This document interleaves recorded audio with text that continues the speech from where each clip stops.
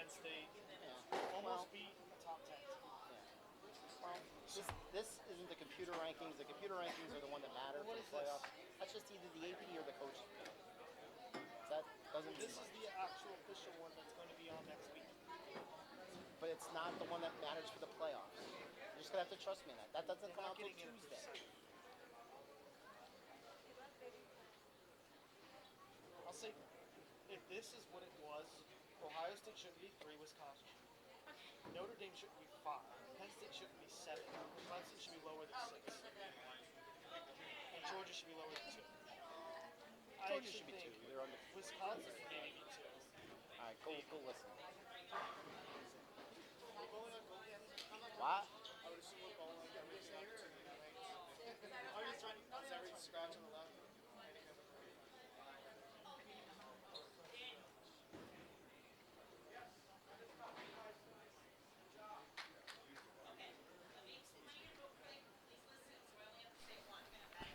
Okay, good afternoon, ladies and gentlemen. Welcome to another edition of the Pennsylvania Junior Bowlers Tour, coming to you live on YouTube.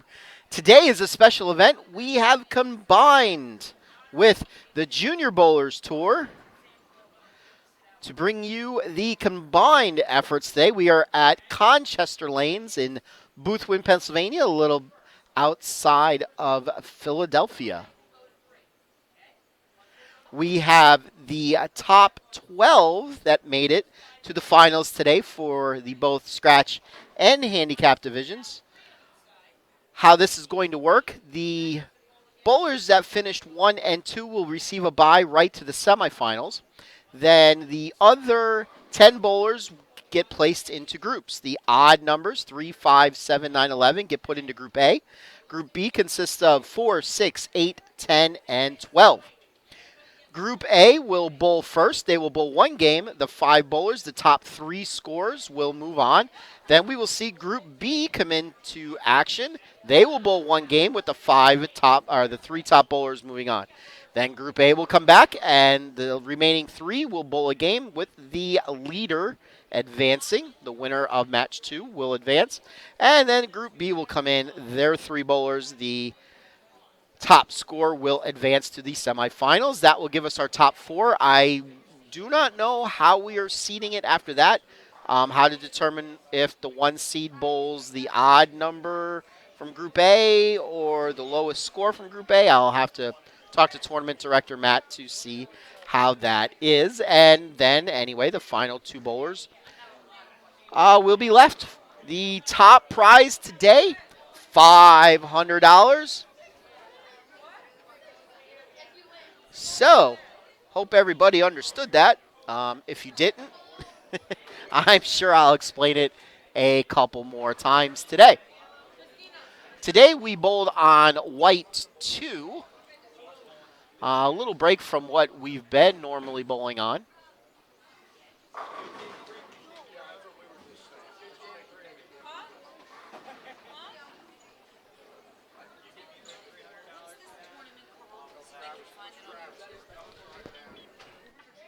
PJBT bowling series on YouTube. That's it. It's not the DBA Youth Shootout. No, that's Travis's one time a year tournament that he runs. Okay, thank you.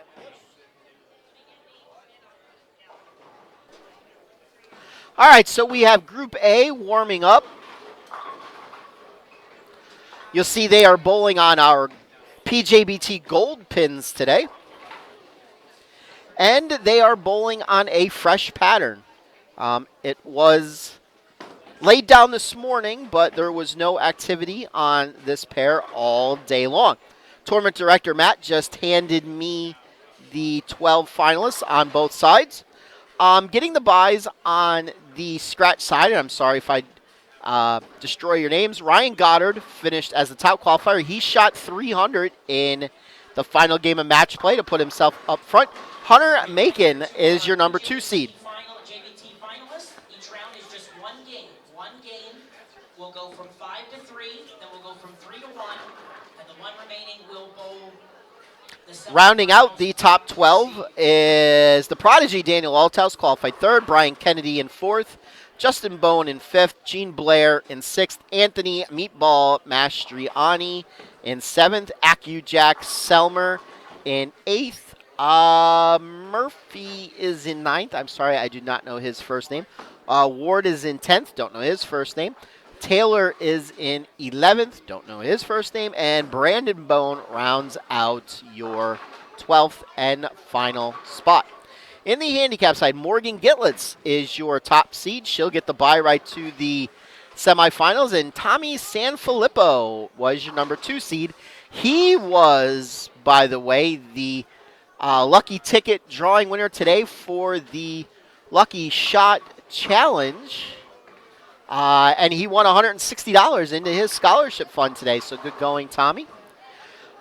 Rounding out the top 5 are, top 12 are Voorhees, Capiello, Dominguez, Rensicle, I think. Resnide. I don't know. Sorry if I butchered that. Cologne, Robertson, Murdahl, Baker, Swavely, and Granada, it looks like.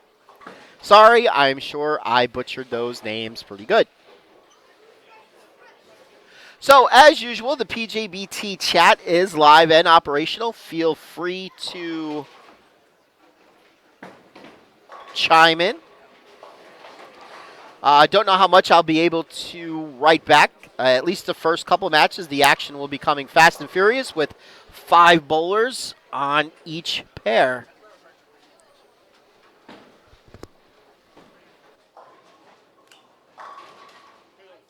What? Who are you looking for? I'm not looking for anybody. Oh, I think.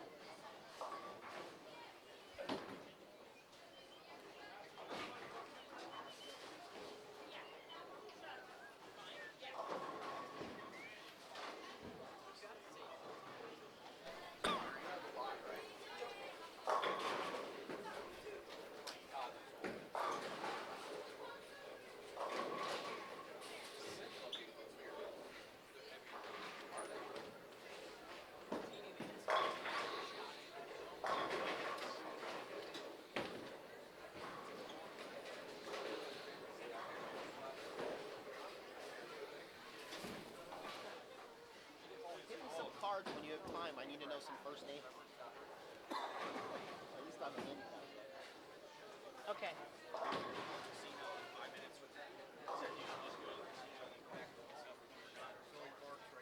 The numbers are in the bottom corner, so 3, 5, 7, 9, 11 bowling first. Okay?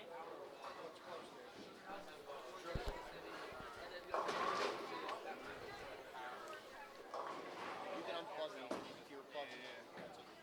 Well, yeah, about 7%. Where are you at? I should be fully charged. All right, we're just looking for top 3.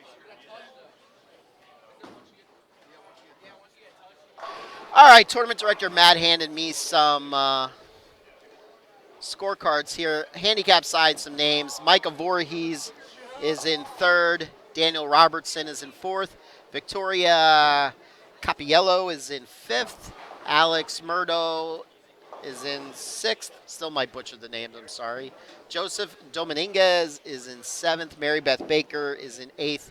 Mitch Resnick is in 9th. David Swavely is in 10th. Christina Cologne is in 11th. And Amanda Granada, it looks like, is in 12th.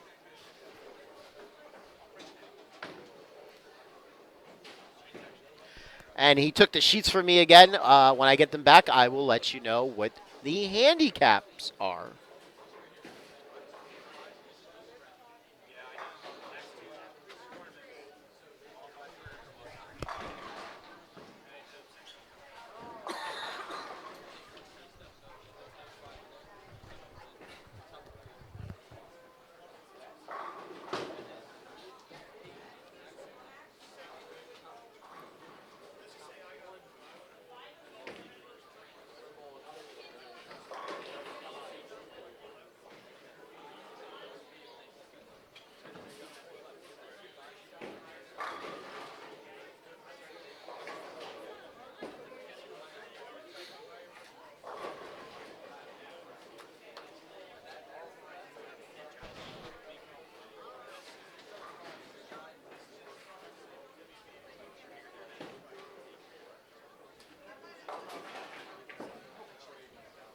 So it's hard to tell. Let's see.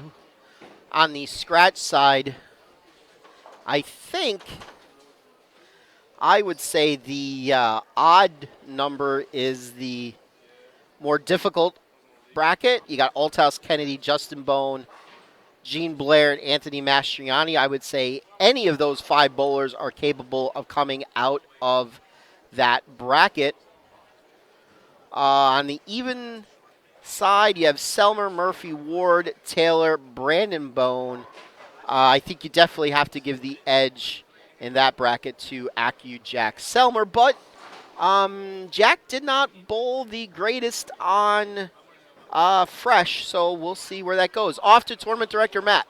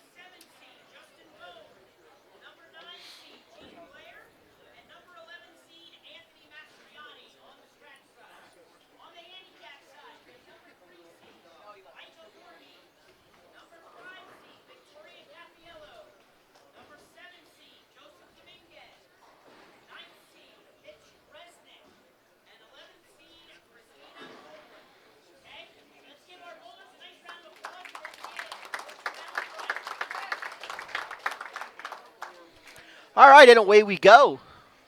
Looks like Matt just put the order in based on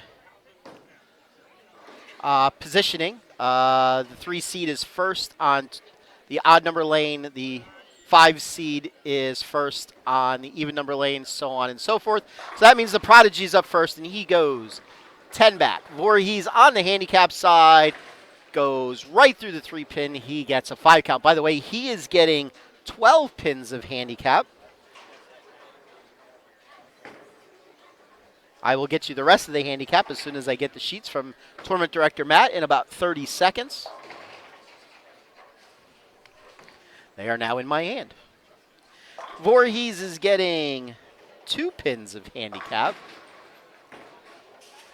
Is that right? Don't you have him up there as 12? Oh, okay. Yeah, he's getting 12. Capiello is at 31. Dominguez is at 14. Resnick is at 26.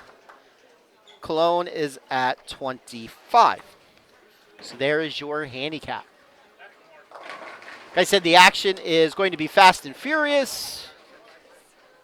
I will try to keep up as much as possible. I will see if I could get somebody here to assist.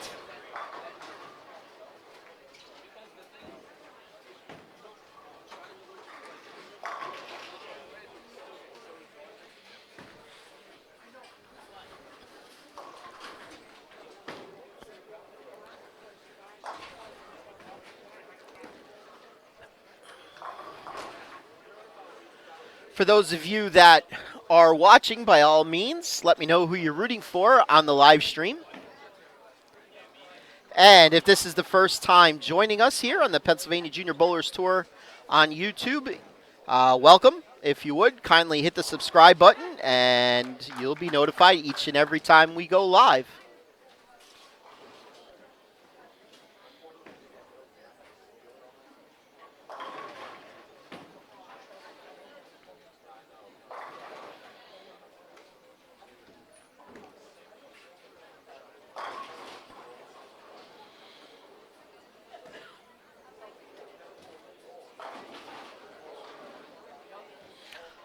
Let's see, that's a double for Kennedy to open up the match.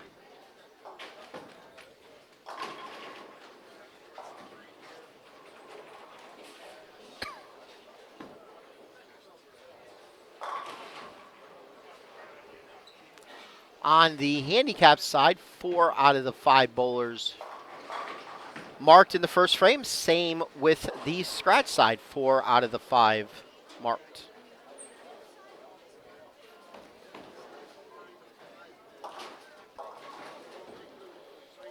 Althouse covers his 10 pin.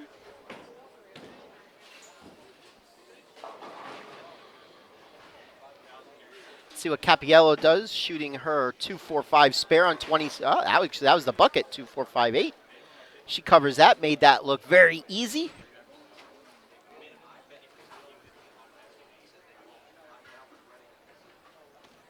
Justin Bowe now up on 26. He goes 10 back.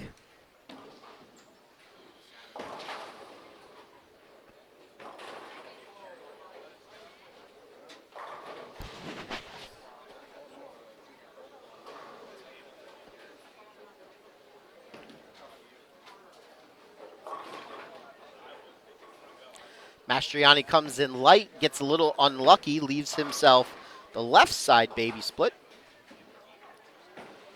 Resnick opens on lane 27. Cologne now up. She misses the pocket to the right. She leaves the 1-2-4. We'll see if she could convert. Let's see if the meatball could cover the 2-7. And he does. Mastriani, by the way, was second out at Junior Gold last year. Got a little national TV exposure for that.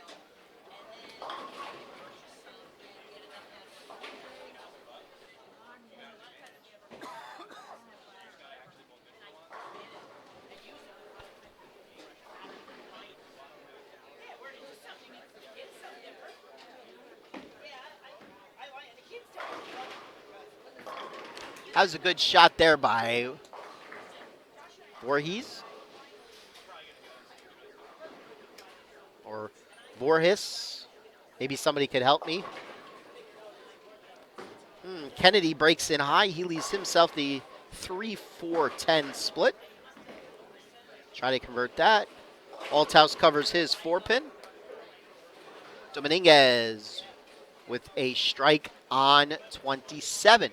Victoria Capiello up, trying to convert her 10-pin on 28, and she does. Let's see what Kennedy could do with this split. And he makes it. Good conversion there by Brian, former Pennsylvania State champion.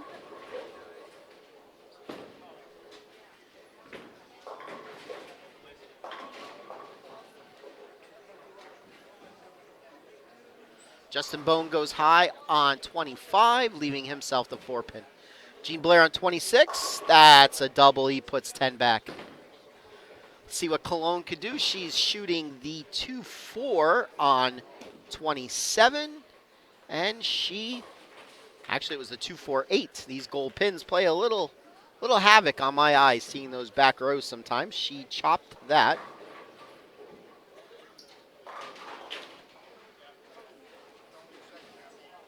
And Micah Voorhees up now. He's working on a strike, frame 4. And he comes in a little high, leaves himself the 4-pin. Mastriani back on lane 25 is up. He comes in light, leaves himself the bucket.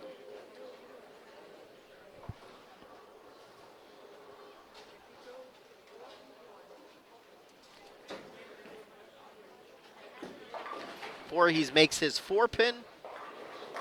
Althouse goes 10 back on 26, so he's clean through 4.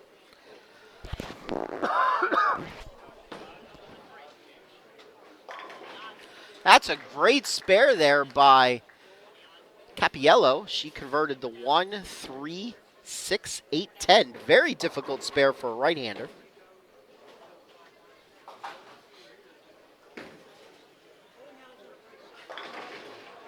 Resnick up on lane 27. He came in a little high. He leaves the 4-pin. Mastriani on 25 made his bucket. Anthony with his emoji shirt on today. Resnick makes his 4-pin.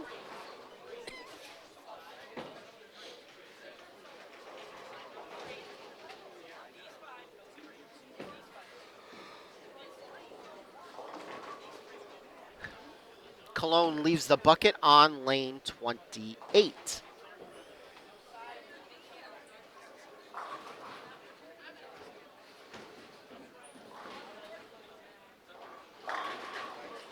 Kennedy up on 25. He goes 10 back. He's still clean now through 4 himself.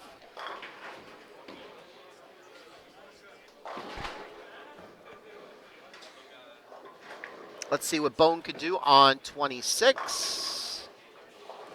He goes 10 back.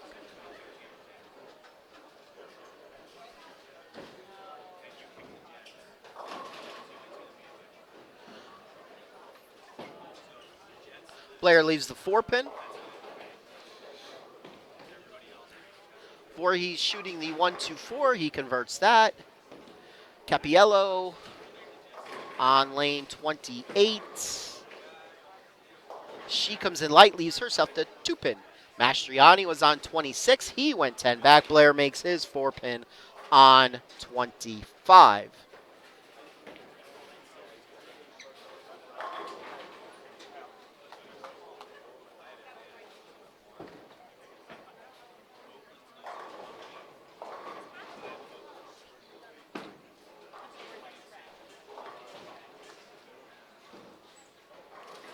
Altas now looking to double on 25, and he does. Gets the 7 out.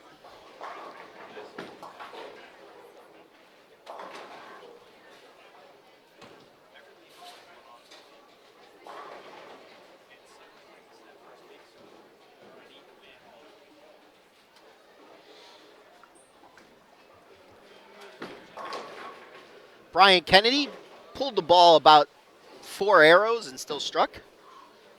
Sometimes it's good to find some hold.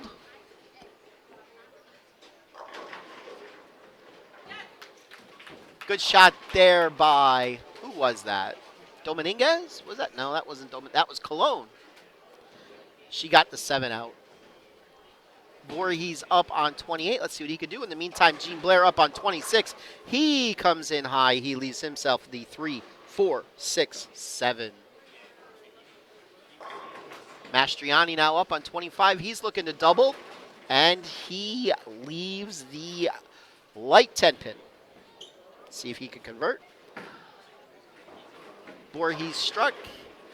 Capiello comes in high. She leaves the 4-pin. Blair gets 2.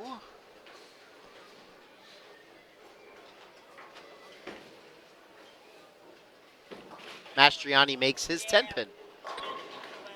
There's a strike for Dominguez.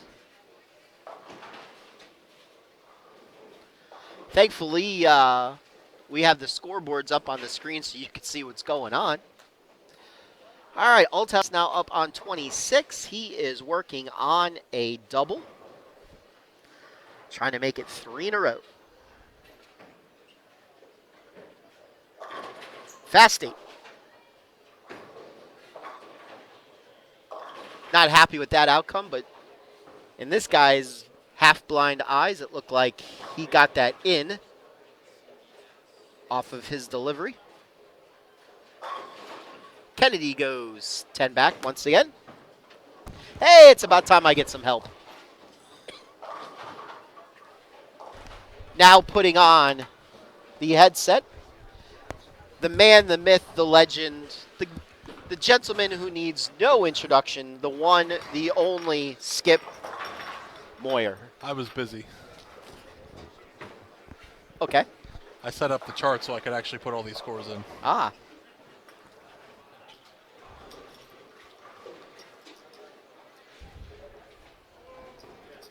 How's it going today, Skip? Pretty good. Well, about a medium-sized turnout. Definitely something to start off of. This will not be the last combined event we do, so. But overall, though, pretty good field out there today. Definitely. Scores were, some were pretty high, some weren't so high, some were right around the middle. We had all shapes and sizes.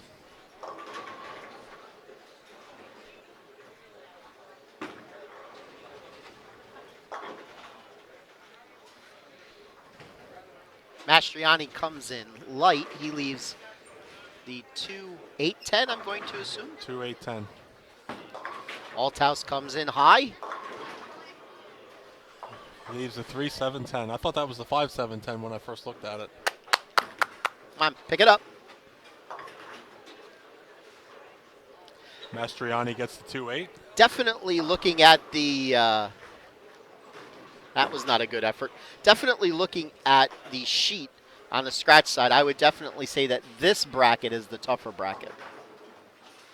Yes, I would agree. Without a doubt. 10 good bowlers here bowling these first two matches. Certainly don't need to take anything away from anybody. Everybody's bowled real well today. Kennedy now up on 26. 10 back. So he's, at the moment, locking himself in to go to the next match. Him and Justin Bone right now are the top two. And then the battle will be for third between Althouse Mastriani and Gene Blair.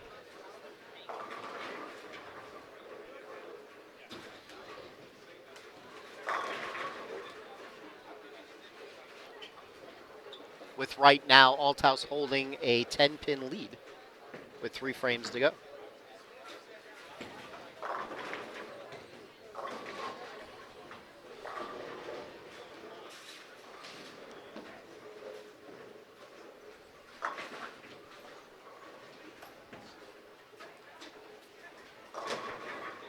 And he just left the light 4-10.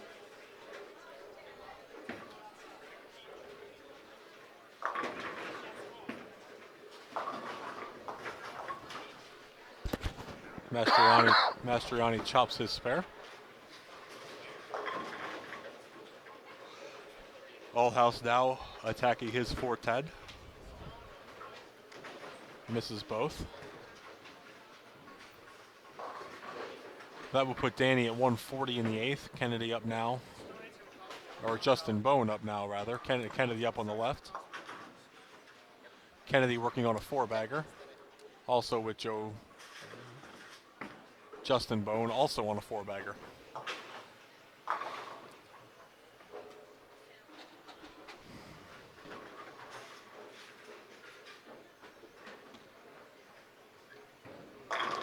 Make that a 5-bagger for Justin.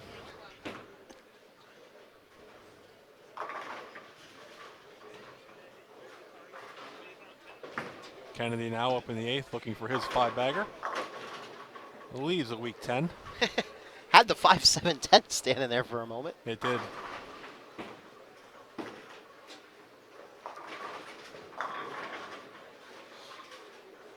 Over on the handicap side, Christina leaves a 10-pin. Victoria now up on 27 for her 8th frame.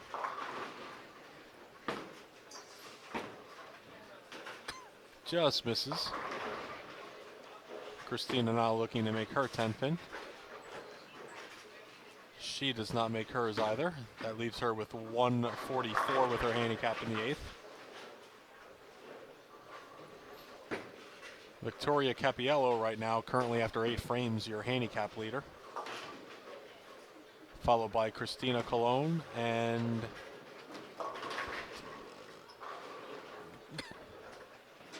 Joseph Dominguez are your top 3 right now. Top 3 on both pairs will move on.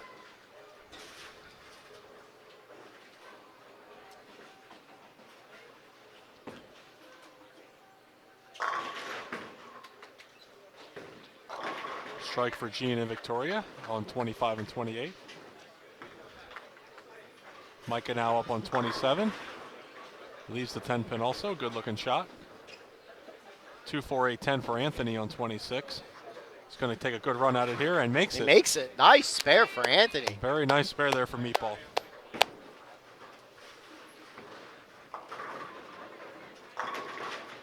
Althouse with the weak 10. And Micah picks up his spare.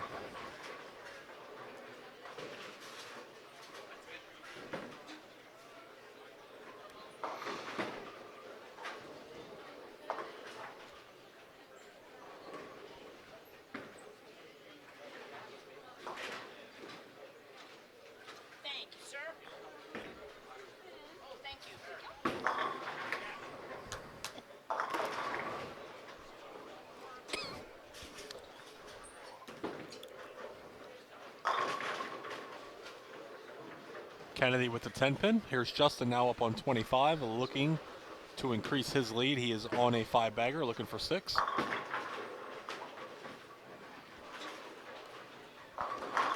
And he gets it, 10 back. Good looking shot there for Justin.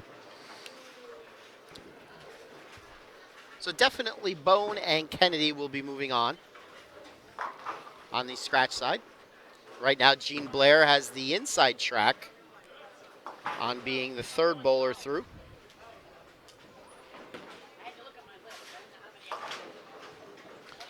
If Gene can keep it clean here, the 9th and 10th, he'll be in pretty good shape. Yes.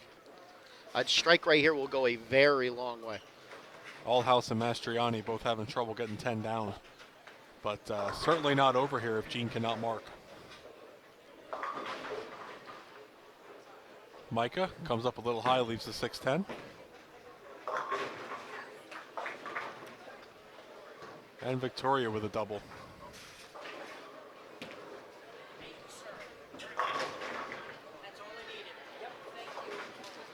Tori, our winner at Berks Lanes last week, along with Sam Bortnick. I'm surprised Sam wasn't here today. Strike there for Anthony. All right. Well, now this becomes a really huge spare here for Gene. If Gene does not make this 10 pin, he could actually be shut out by both Althouse and Mastriani. But he covered it. So right now he is in the driver's seat. He could go out. He has an... He will need a mark. He'll need a mark. Well, depending upon what the other two bowlers do, that is correct. Althouse could go out for 190. Mastriani could go out for 191. Gene could go out for 201.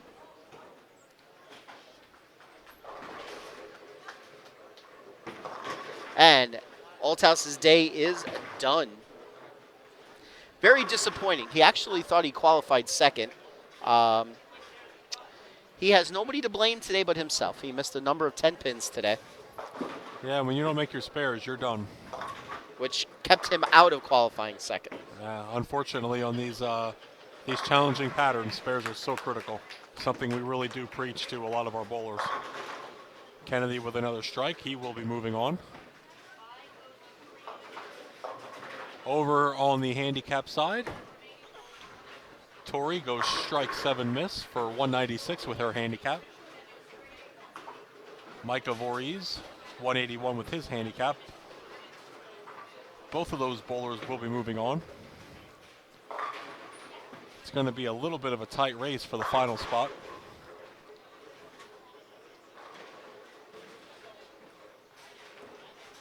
Justin looking for 7 in a row. Comes in a little high, leads to 2-8-10. Will not matter. He will be moving on.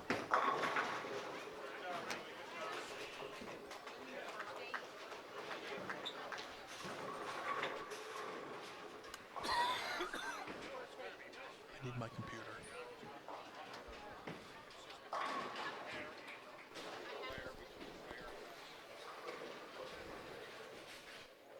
I need it by the end of this game.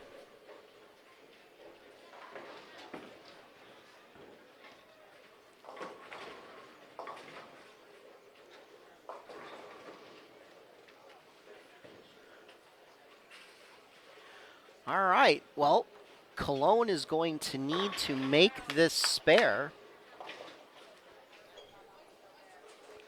Cologne makes this spare and gets 9. She advances. Well, she did the first part. And Gene Blair will be moving on as well. Anthony coming in late, leaving the 1-2.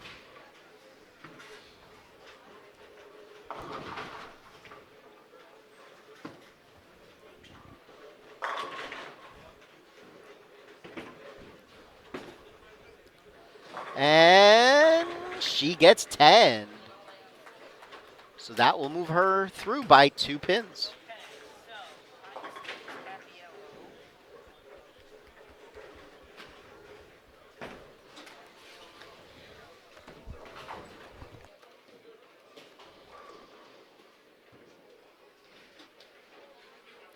All right, so moving on in the scratch division.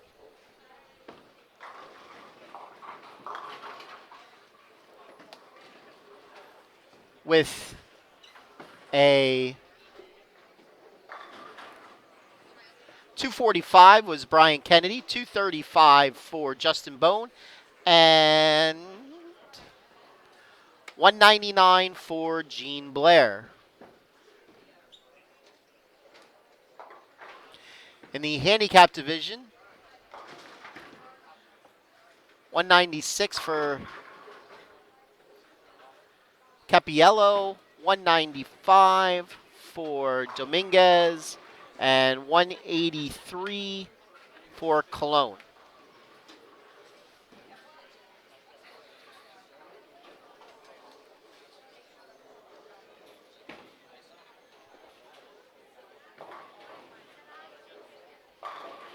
And that takes care of match number 1. We will wait for tournament director Matt and Josh to hand out some awards. Are you guys doing the awards now for the... Okay.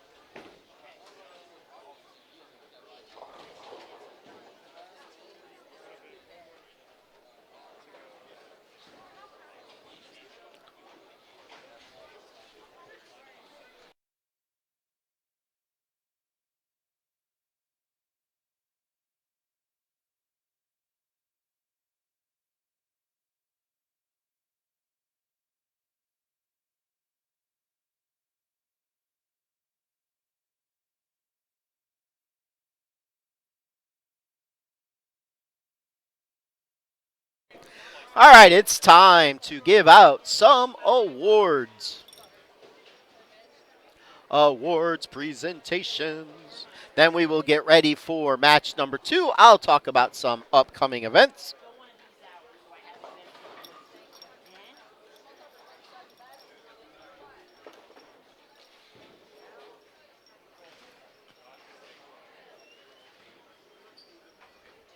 Okay, bowlers and parents, that concludes round of 5 to 3 for Group A. Let's give out our awards for those bowlers, starting in the scratch side. Finishing between 9th and 12th today, getting a $35 scholarship, certificate and medal, goes to Daniel Allhouse. $35 for the Prodigy into his scholarship fund. He also was he won the high game for the last game today. So a $75 day for him. And our 9th and 12th place other finisher in scratch, $35 scholarship and medal goes to Anthony Mastriani. And Anthony Mastriani, $35 into his scholarship fund. On the handicap side, 9th and 12th place finisher getting a $25 scholarship, certificate and medal goes to Micah Voorhees. Micah Voorhees, $35 into his scholarship fund. And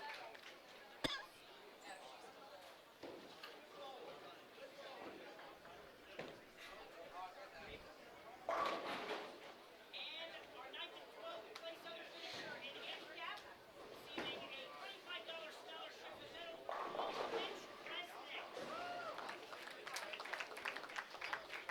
goes to Mitch Resnick. And Mr. Resnick, $35 into his scholarship fund. I'm sorry, I missed his first name. All right, on to match number 2. All bowlers will take some practice shots. Upcoming events. All right, next week is... Actually, we have a month full of special events on the PJBT Tour.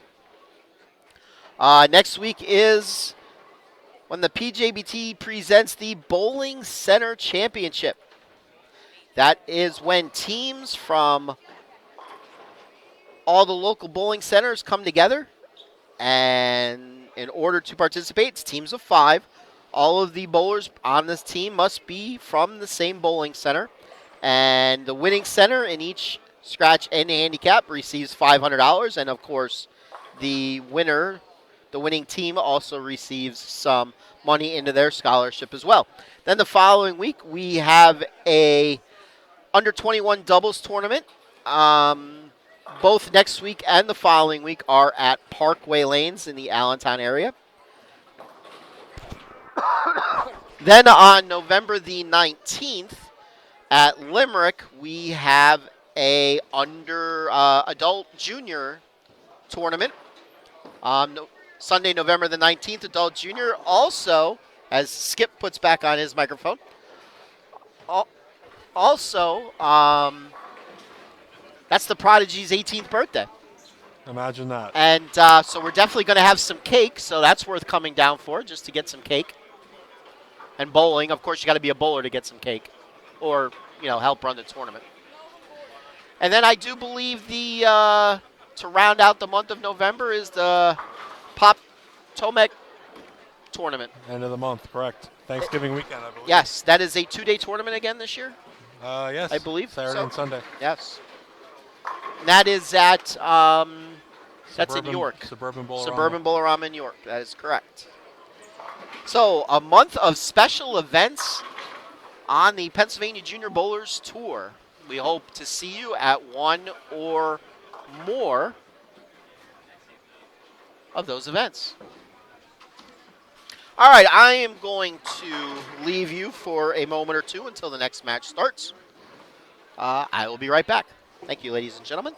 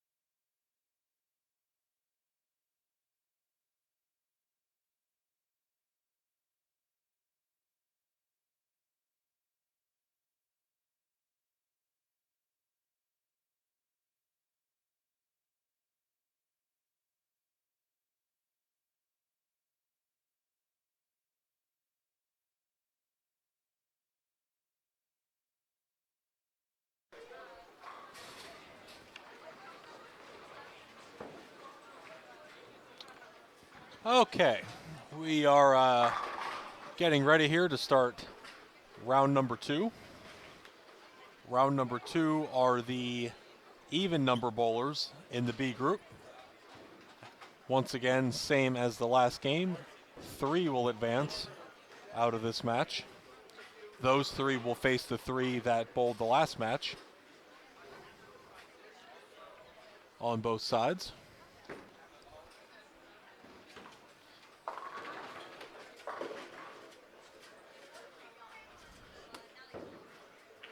In this match here in the scratch division, we have Jack Selmer, Ryma Murphy, Matt Ward, Ryan Taylor, Brandon Bone. And here's Matt. Okay, it is time for Group B to begin. We're going to go from 5 to 3 in this round. On the scratch side, we have 4 seed Jack Selmer, 6 seed Ryma Murphy, 8 seed Matt Ward, 10 seed Ryan Taylor, and 12 seed Brandon Bone. On the scratch side. On the handicap side, we have number 4 seed Daniel Robertson, number 6 seed Alex Murdoch, 8 seed Mary Beth Baker, 10 seed David Swavely, and 12 seed Amanda Granata. Bowling fans, let's give a nice hand for our Group B round of 5. Daniel Robertson, Alex Murdoch, Mary Beth Baker, David Swavely, and Amanda Granata, your handicap finalists, along with the scratch. Once again, 3 bowlers will be advancing after this game, and those 3 will take on the 3 from the last set. Jack and Alex now up on their lanes to start the match.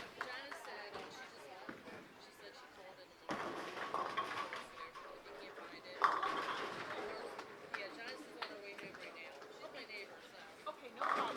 All right, thank you. Thank you.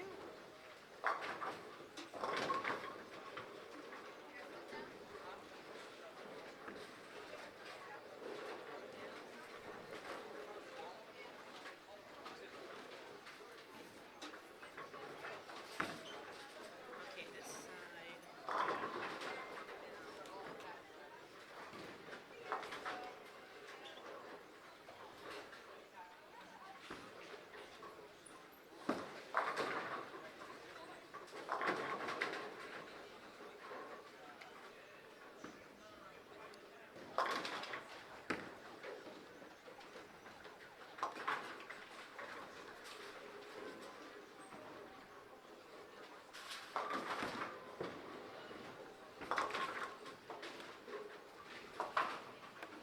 Okay, Jack goes 5-2 for his first frame.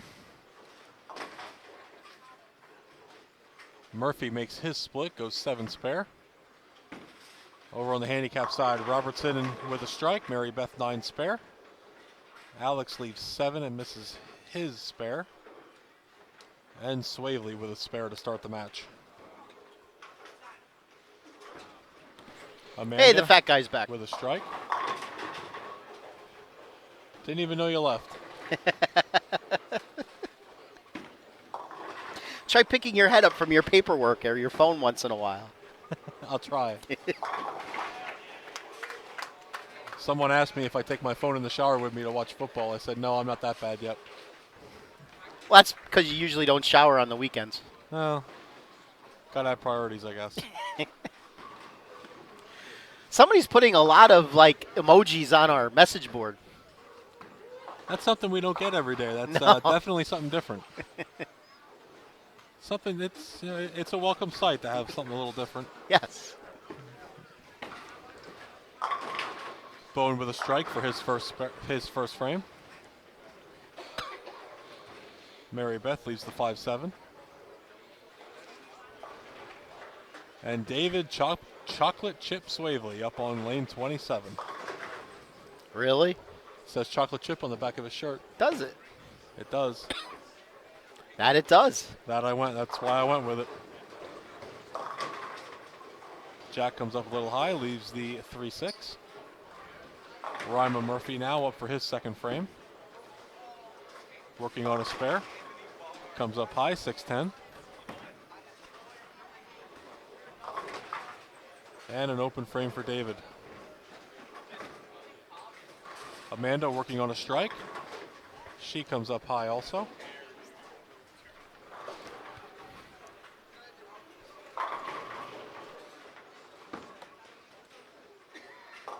And the spare for Rima. That's back-to-back marks for him early in the match. Jack looking for a spare to get on the board with a mark. Spare for Jack.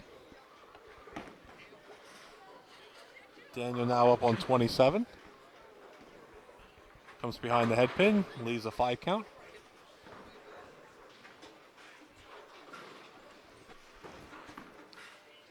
Alex now up on 28 for his third frame, looking for his first spare of the match.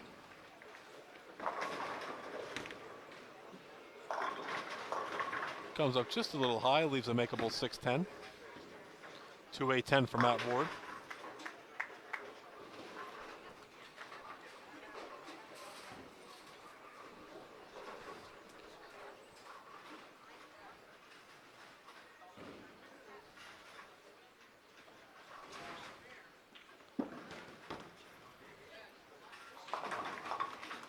Good spare there for Alex, his first spare of the match.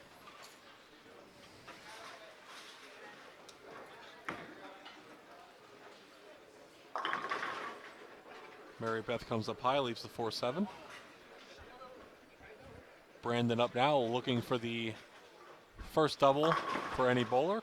He comes up high also a little, leaves the 4-pin. Or 6-pin rather.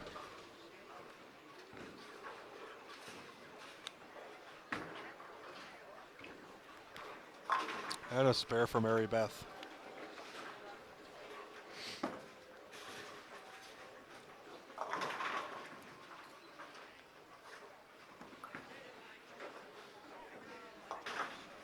Good spare for Brandon.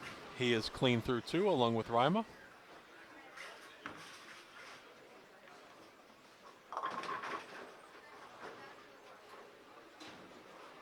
Brandon, Rima, and Ryan all clean through 2.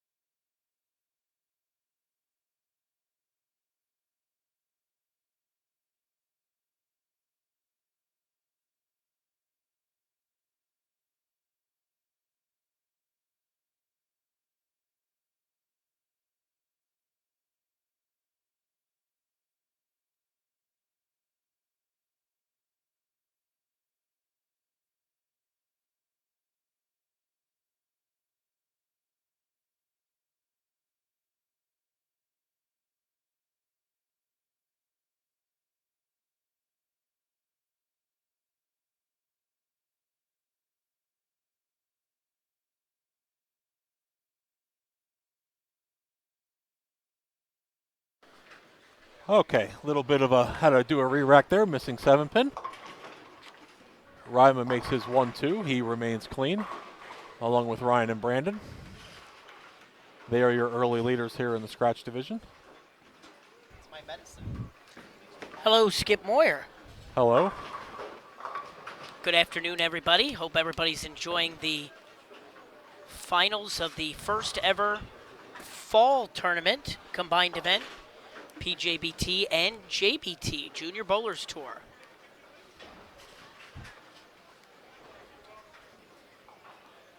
Our unique PWBA style format for the finals today. Right now watching Group B. Ryan Taylor, his ball comes in just a hair light behind the head pin, leaves just a 10-pin. Matt misses the head pin, leaves the 1-2-4-10. 2-4-5 for Amanda.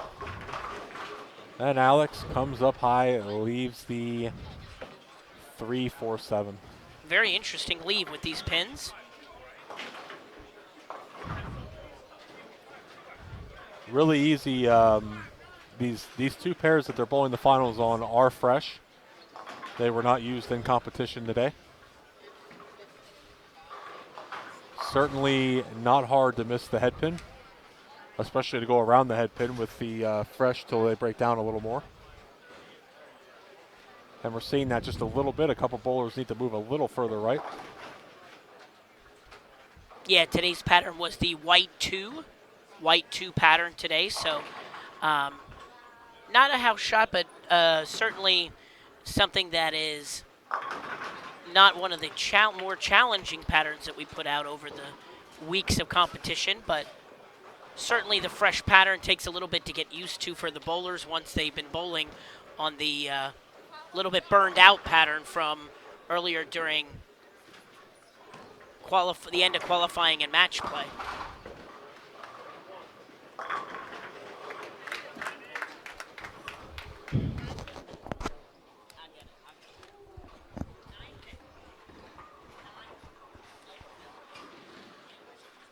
Bucket for Jack. Brandon leaving the 9-pin. Need to set that up.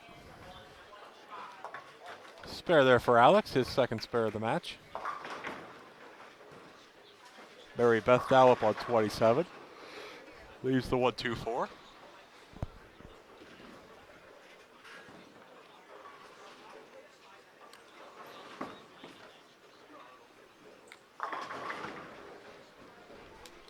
Chocolate Chip leaving just the 1-2.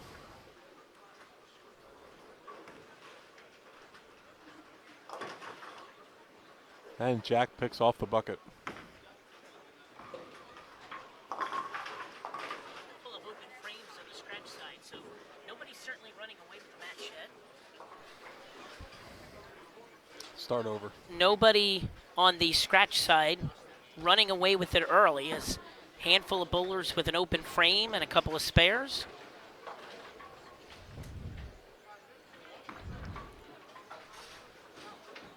Open frame for David Swavely. Go ahead.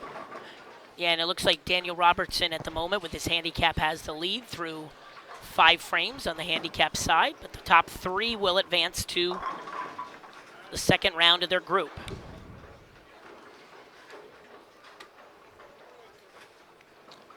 Robertson, Baker, and Granada with the early leads. Only 10-pin matches, though, very close after 5 frames.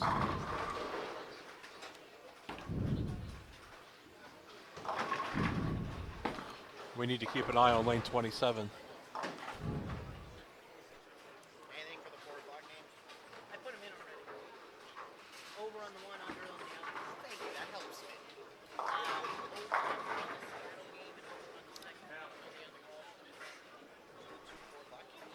Dallas? Dallas, I took over.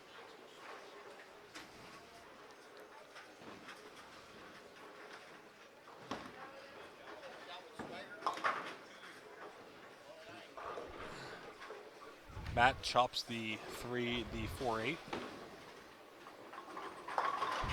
Spare there for Rima.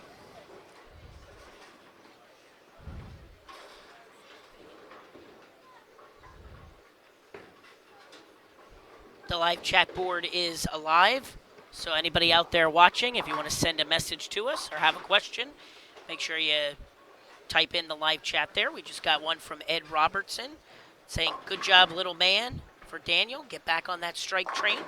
Unfortunately, we cannot zoom in on the scores more. If we do, it's going to look a little blurry and we won't be able to get them all on the screen. Unfortunately, we're maxed out at the moment. Strike for Ryan. And a spare for Alex.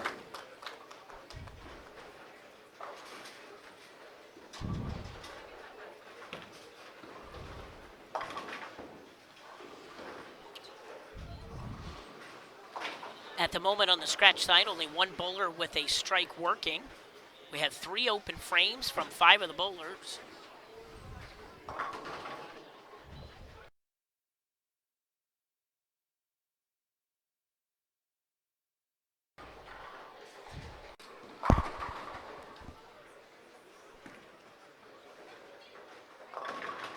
Jack comes in light again, leaves the bucket.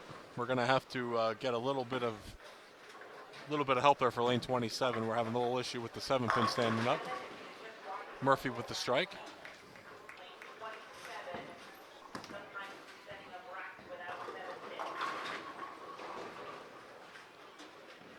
After 4 frames on the scratch side, Murphy with the early lead. Murphy, Bone, and Taylor, your top 3 so far.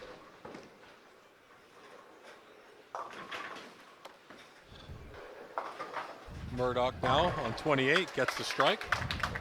Good shot there for the little man. And David misses his 3-pin.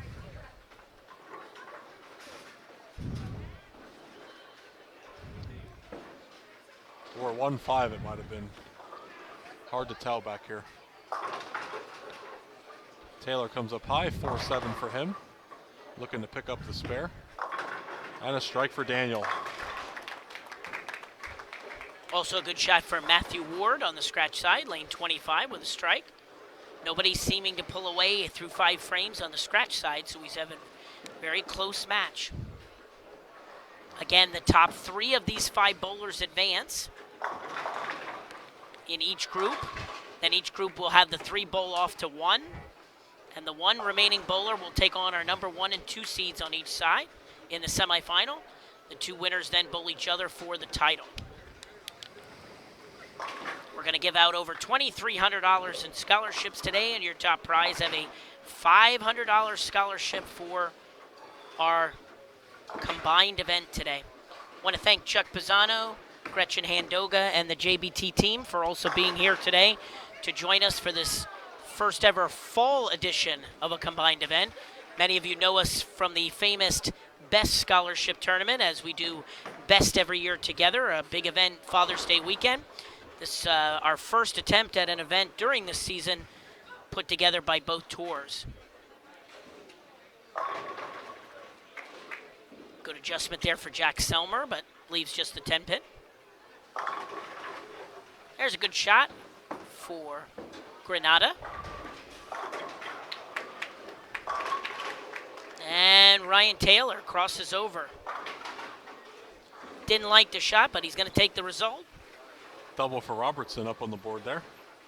He is currently your leader of the handicap side. Robertson, Baker, and Granada, your leaders, your top 3 so far out of the 5. 1, 2, 4 for Alex.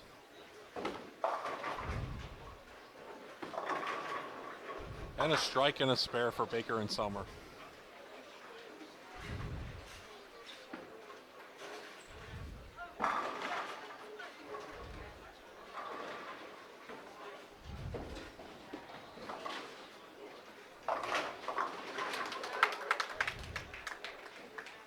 Good spare there for Alex. That's 4 marks in a row for him, climbing back into the match.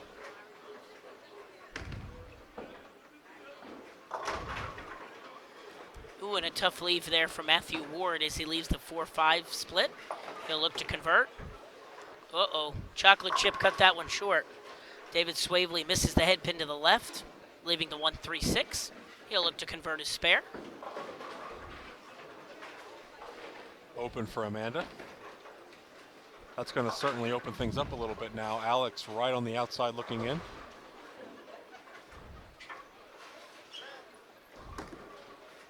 He is only 6 pins from climbing back into the top 3 as David makes his spare.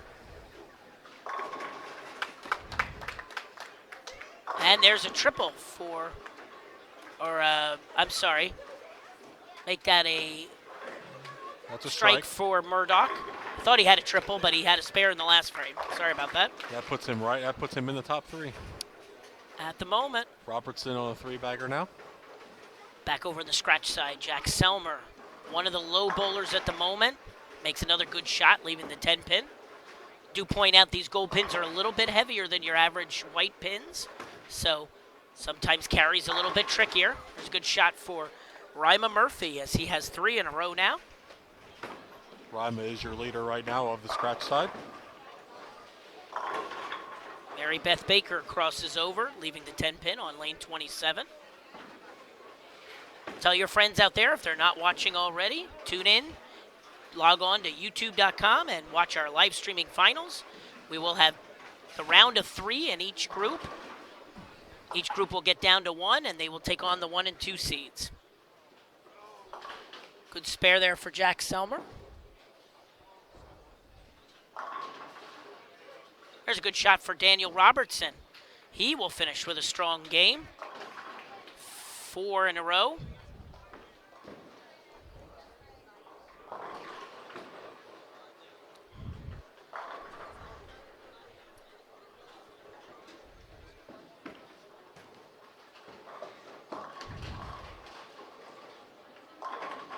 Robertson with another strike. He now has 5 in a row. And it looks like he will be leading the group out of this round of 5-3. Granada ain't not able to convert her spare, so she is near the line of 3.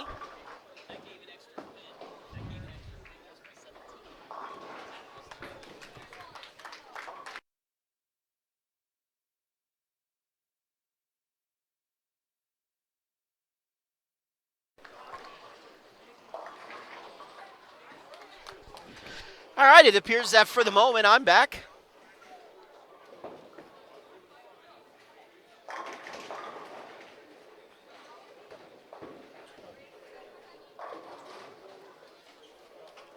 We're playing musical announcers today. Wow, we're up to 47 people watching. Yes, we certainly thank everyone for joining us today. We try to press this live stream as much as possible for people to come on and be able to watch bowlers when they can't be here. Great opportunity for everyone.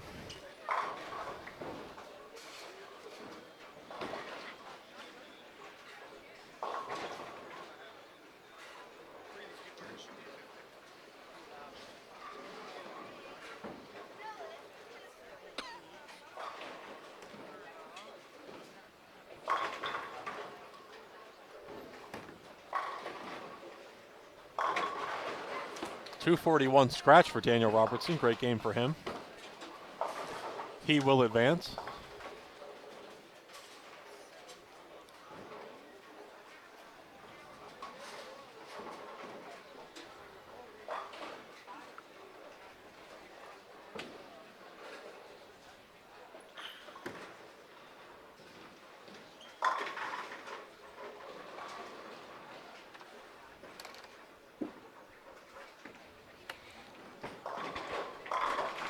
And I do believe Amanda needs to make this to have a chance to move on. Let's see here. If she does not make her spare, Alex will move on. That is correct.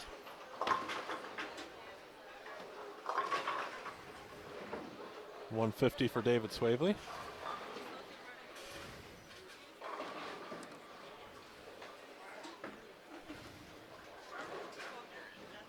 She does not make her spare. Alex will move on.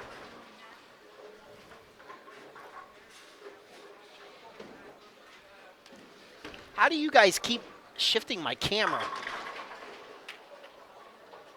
We don't touch it. That somebody's bumping the table.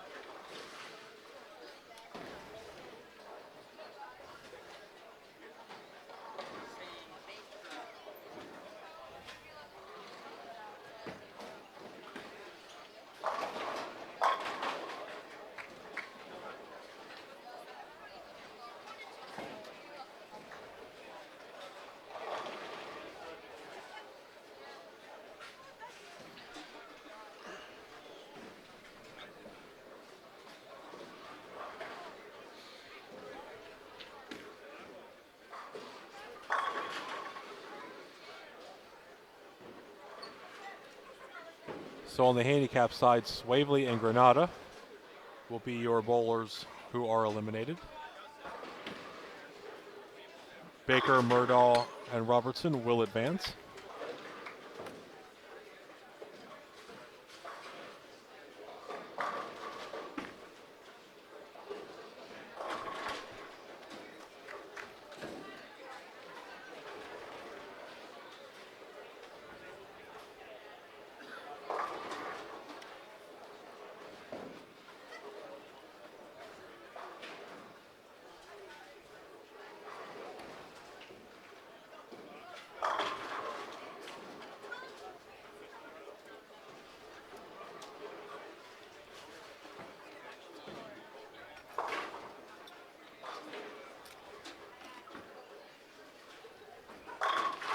We'll turn our attention over here to the scratch side. Brandon Bone with a 5-bagger. He will be moving on. Yes, he did not bowl very well in his match play. No, he did not, but he has certainly turned it on now. He started off match play, I believe, with 130 or 140. but has certainly come on strong here.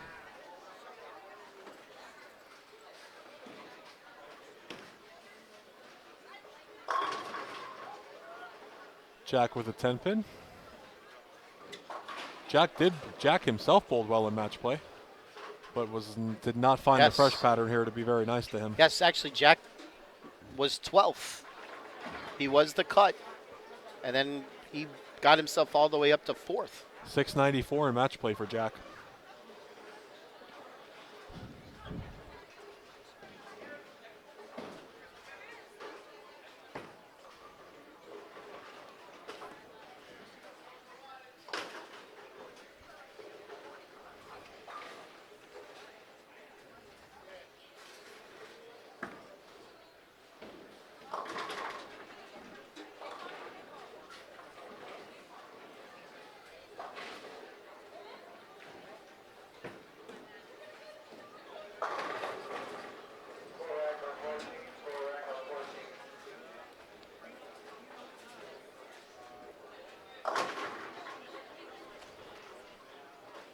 Strike there for Jack, shoots 165. His day, unfortunately, will be done.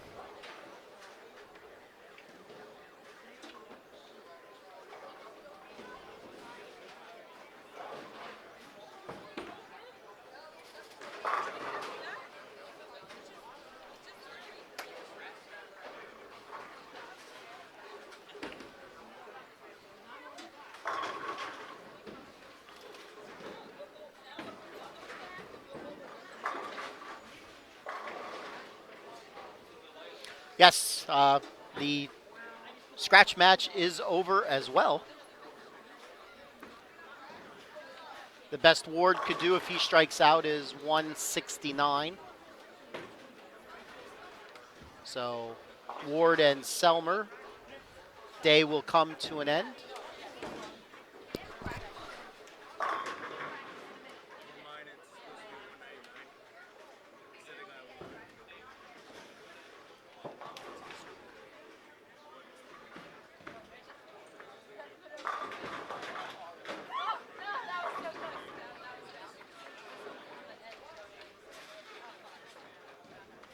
Thank you for telling me.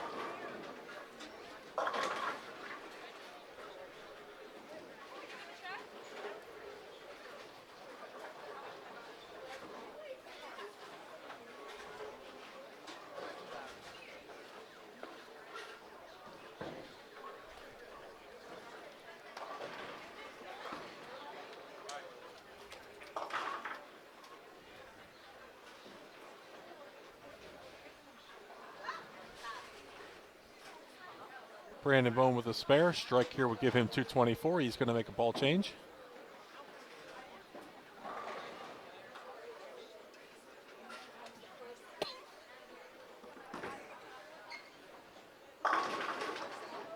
$223 for Brandon.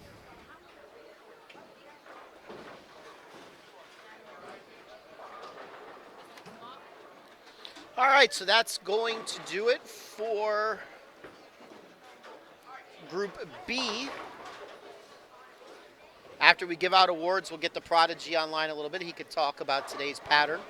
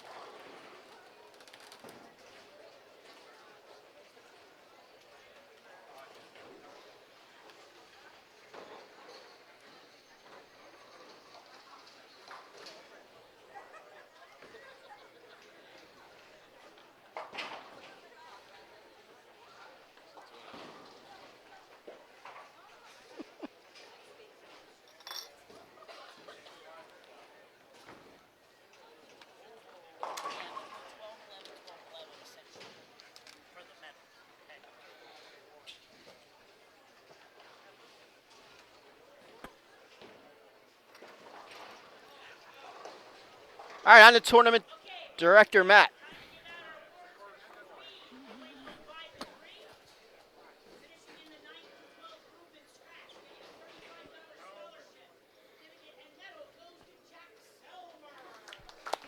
Jack Selmer, $35 added to his scholarship fund.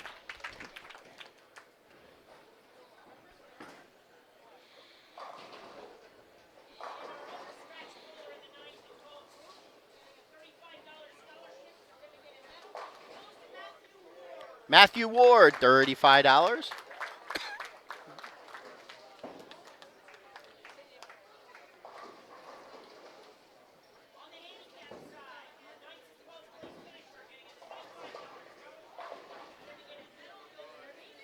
David Swavely, $35 into his scholarship fund.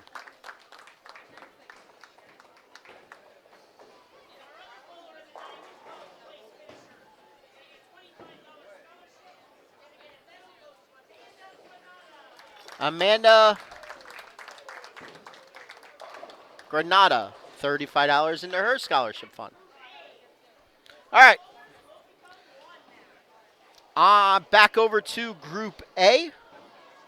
We're down to 3. After this match, we will only have 1. I'll be back.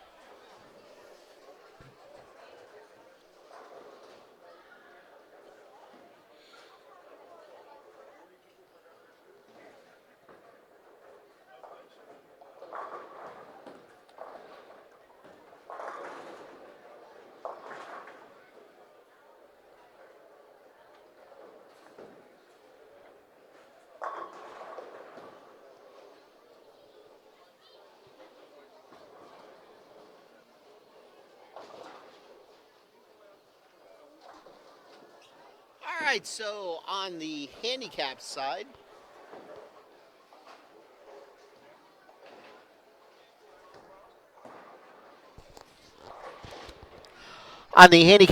we are down to Capiello, Dominguez, and Colon. And on the scratch side, Kennedy, Bone, and Gene Blair. On the mat. Okay, we're back to Group A. Ladies and gentlemen, we have our three bowlers remaining. These three will go to one. Okay? On the scratch side, we have number 5 seed Ryan Kennedy, 7 seed Justin Bone, and number 9 seed Gene Blair. On the handicap side, we have number 5 seed Victoria Capiello, number 7 seed Joseph Dominguez, and number 11 seed Christina Colon. Okay? Bowling fans, let's give a nice hand for round 3. All right, away we go. This is Group A finals. The three remaining bowlers bowl, and the winner moves on to the semis. Tournament director Matt, how are we doing the semis? Does Group A bowl the top seed, or is One bowls A and Group A. so Group A gets the leader, and Group B gets the second place bowler? Okay.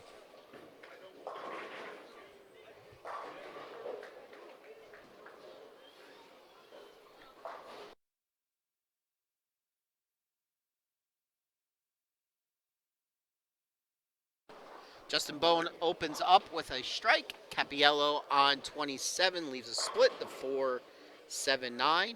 Brian Kennedy opens up 10 back in the pit. Dominguez started with a strike for himself on lane 28.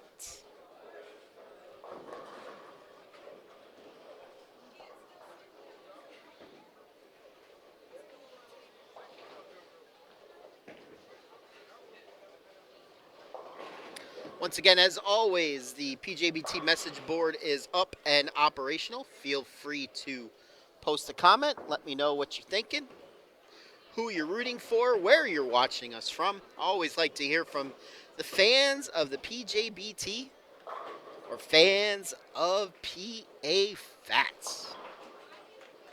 I don't have many of them. Bone up, frame number 2, lane 25. He comes in light, gets lucky not to leave the 2-4-8-10. Just the 2-4-8. Brian Kennedy trying to make his washout. He does not. Handicap side, Dominguez up, frame 2. He is working on a strike. Capiello struck for herself on lane 28. Dominguez leaves the pocket 7-10. Brings his hands up to his forehead to say, why me? Bone converts his 2-4-8.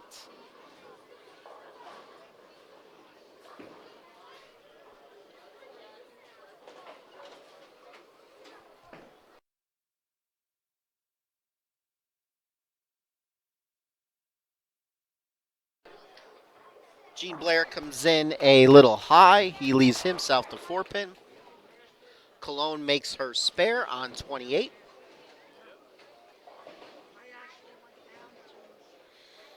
Let's see what Kennedy could do. He is on an open.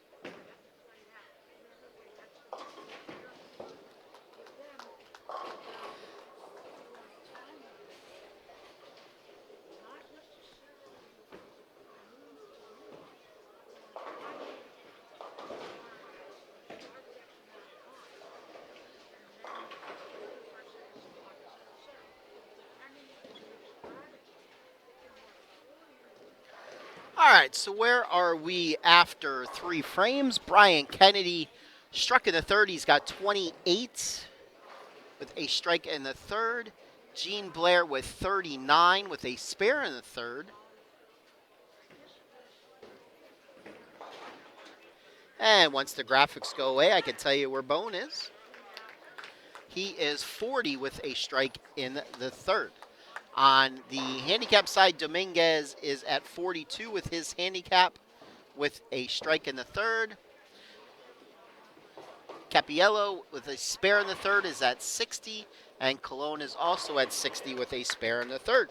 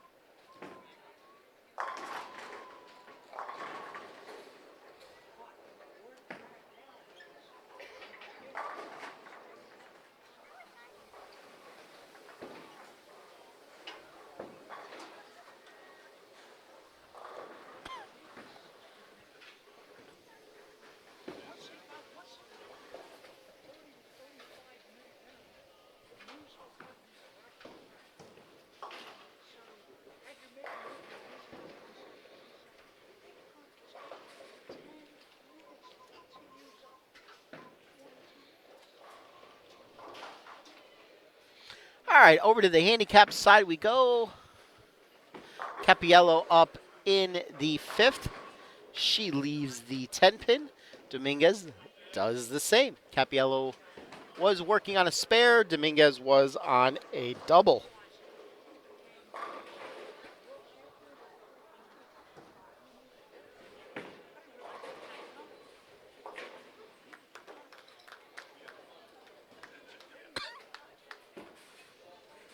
Capiello makes her 10. Dominguez makes his 10.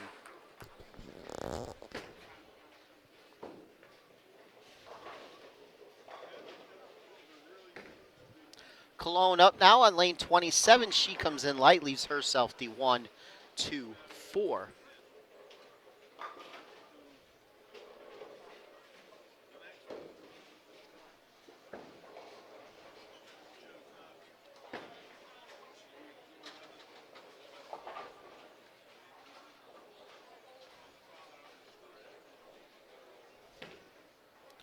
All right, we got 26 fixed, and Jean Blair leaves a light 8.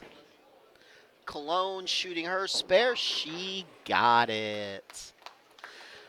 All right, so we're through 5 in the handicap side. Capiello has 98 with a spare. Cologne has 88 with a spare, and Dominguez has 91 with a spare.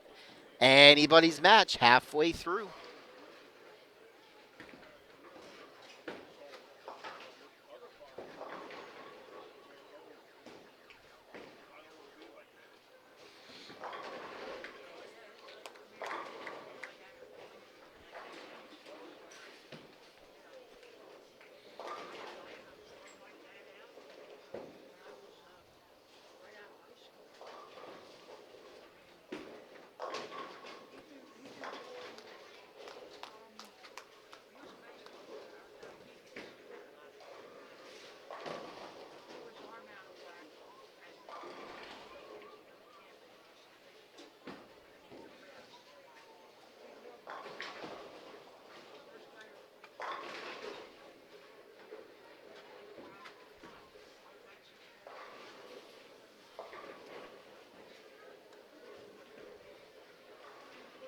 Justin Bone makes his 10 pin in the 6th. He is, and the 5th, sorry, he is clean through 5.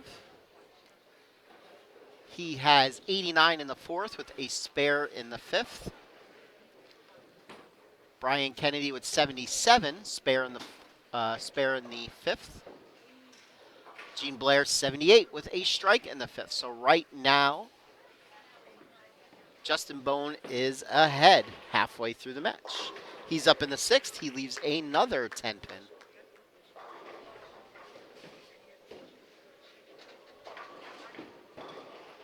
Back over to the handicap side. Dominguez up. He gets lucky to trip out the split.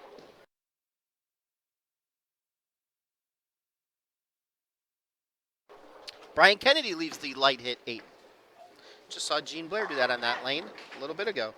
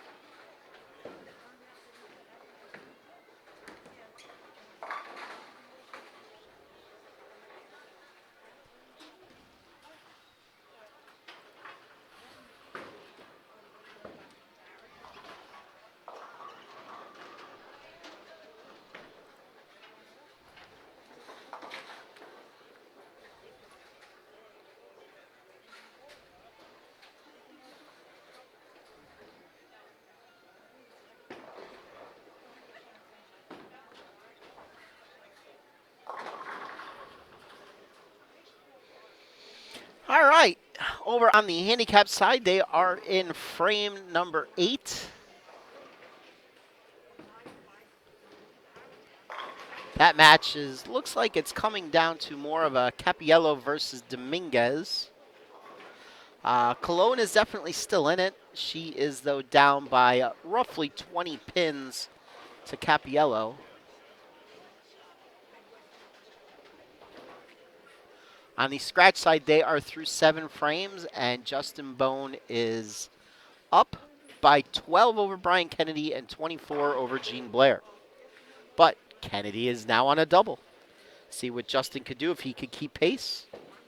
Strike right here would be very big for him, and he gets it.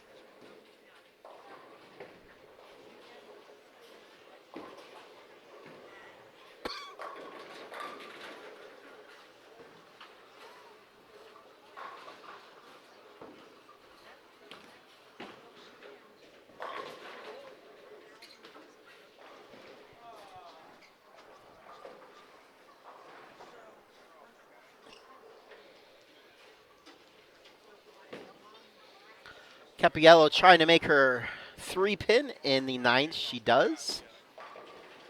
And Dominguez makes his 10-pin. So he is going to have an 8-pin lead going into the 10th. Hey, Skip's back.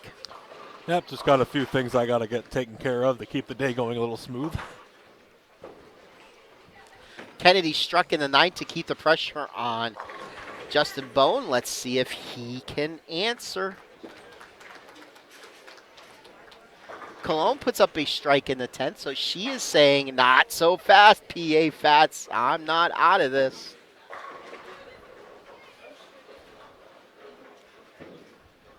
Big shot here for Bone. 9th frame working on a double to keep his 12-pin lead over Brian Kennedy. Pocket 7-10. Yes. Yes. I was going to say, when it left his hand, it looked like he missed his mark a little bit outside, but that ball came trucking back just a little bit behind the head pin. So that means now advantage Kennedy. Gene Blair's not quite done yet either. Into the 10th, we go on the handicap side. Dominguez leaves a bucket. Bone gets 1.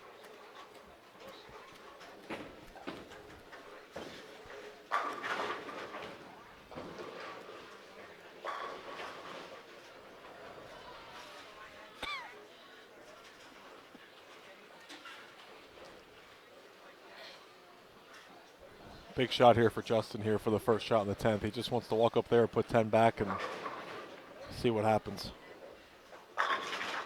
10 pin for Justin, much better shot. Yes. So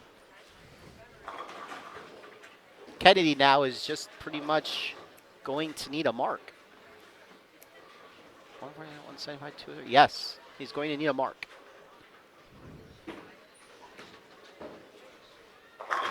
And there is your winner from Group A on the scratch side, Brian Kennedy.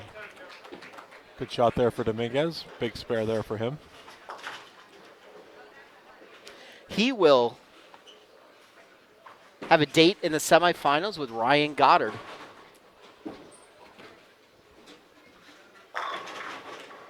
Two bowlers from the Philadelphia area. Should be a pretty good match. Ryan shooting a 300 game today. Yep. Much, much better shot there. That was pretty looking for Justin on his last ball there. Split out the 8-9. Pretty shot there for Justin to end his day. Justin will shoot, I believe, 204, if I'm correct. Oh. Chop spare for Tori.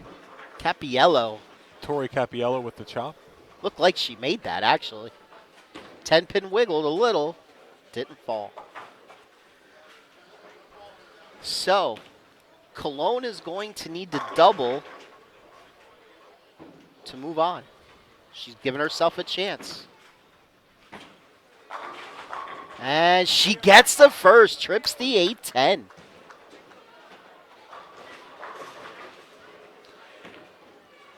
Dominguez will put up a 206 with his handicap, so a strike and 4 for Cologne.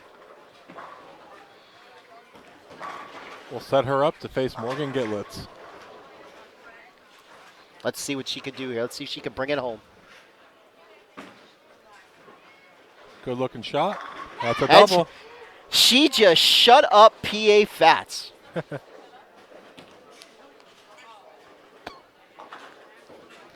After the 8th frame, I said it was pretty much coming down to Dominguez and Capiello, and Cologne said, not so fast, fat man. Not the first time in life you've been wrong. But I think the percentage of me being wrong to right is way on the other side of 50%.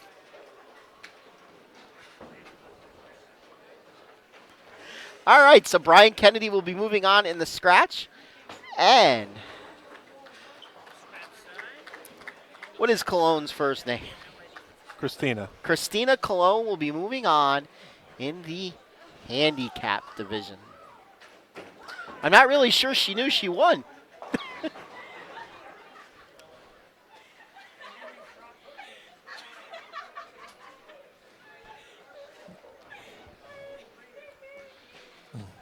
They're over there giggling at how wrong you were. Maybe All that right. is what they're doing. I got to do some computer work. I'll be right back. All right.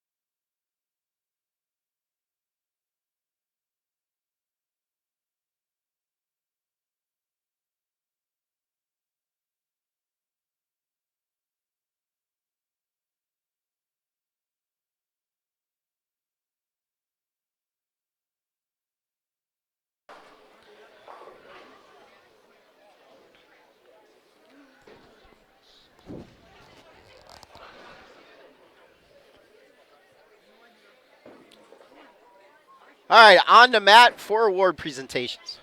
May going from 3 to 1. And on the stretch side, finishing 5th through 8th, getting a $50 scholarship certificate and award goes to Gene Blair. Gene Blair. I didn't catch if that was $50 or $60.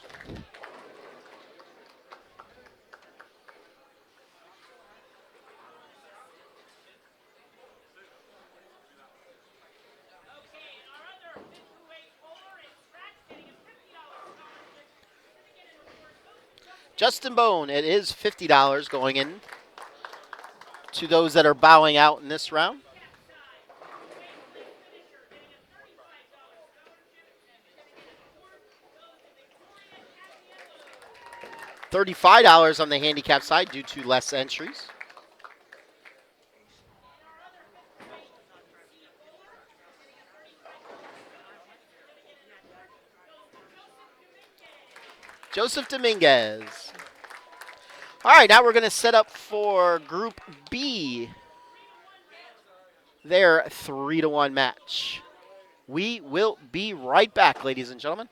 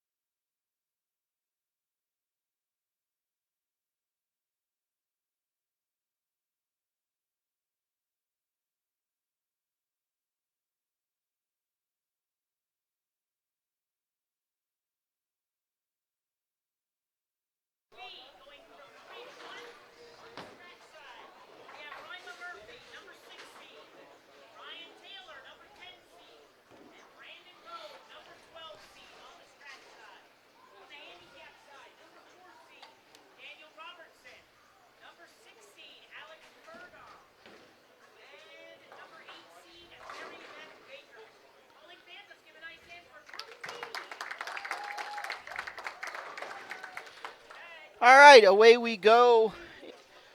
Group B finals.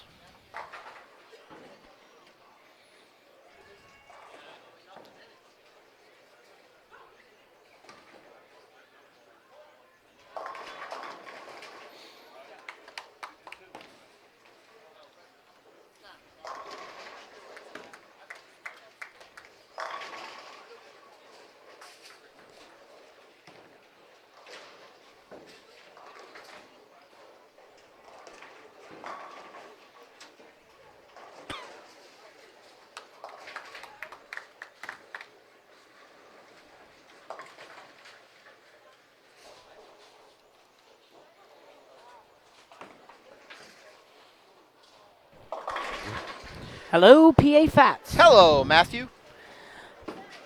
On to Group B. And their attempt in making go from 3 to 1. Once this match is over, we will be down to the final 4 in each division. 4 will go to 2, and 2 will go to a winner. Very exciting matches. This will be our last shootout setup. Are we doing the semifinals at the same time, or? Yes. Yes, I'm going to put 1 and 2 on the left lane and their opponent on the right lane to start. And let's see, early in the scratch side, Ryan Taylor with an open. Murphy with strike, working on a spare. And Brandon Bone starts with a spare. On the handicap side, we have Daniel Robertson with a strike and a split, 28 in the second. Murdoch with spare. Oh, he almost converted the spare there, so he'll have 28 also in the second. Mary Beth Baker started with an open, but she spares. So everybody with a scratch, possibility of 28 in the second. Back on the scratch side, second open of the shootout match. Murphy misses his spare, so he has 28 in the second.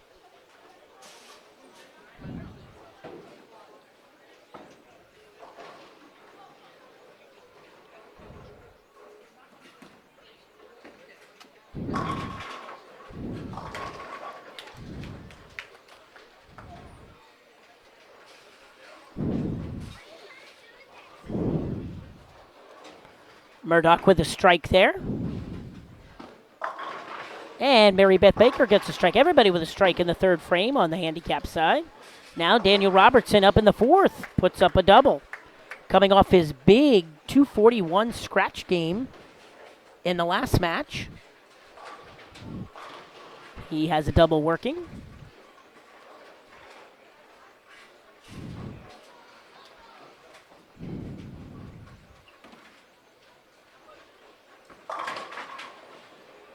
Good shot there for Ryan Taylor, just kind of a fast 7.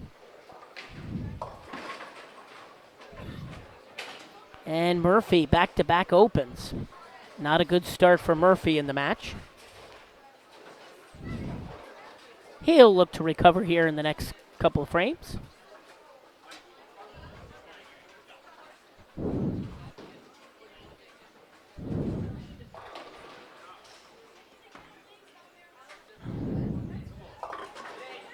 And a good shot for Alex Murdoch as he converts the washout. Good shot for him. Baker comes up high, leaving the 6-10. Now Daniel Robertson looking for 3 in a row. Oh, and a good shot, leaving the 10-pin.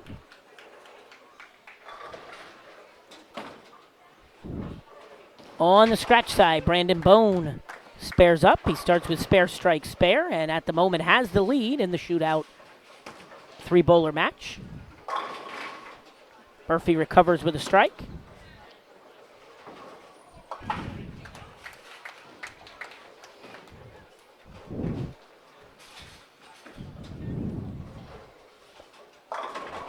And Murdoch crosses over, getting a strike on lane 28.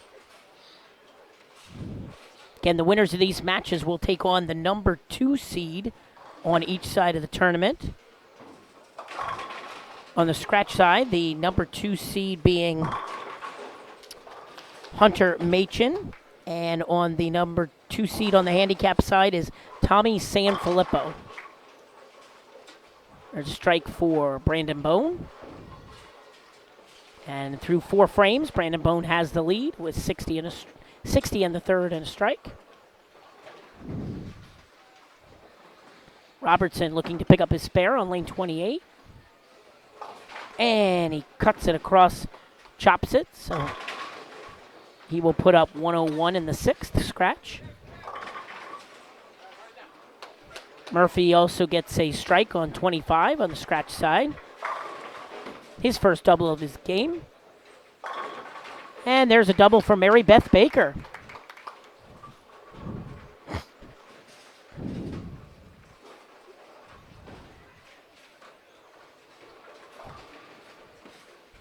Murdoch leaving the 2-4-8. Looks to convert, comes up just a little light.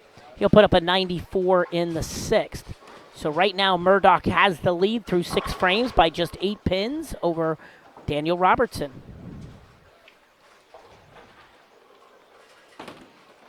On the scratch side, Bone holding the lead. This time he crosses up high, leaving the 2-4-7-8. He'll look to convert the spare.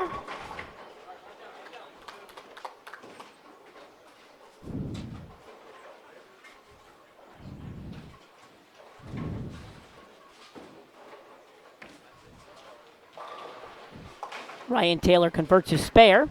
Hanging in there, still looking for his first double of the game.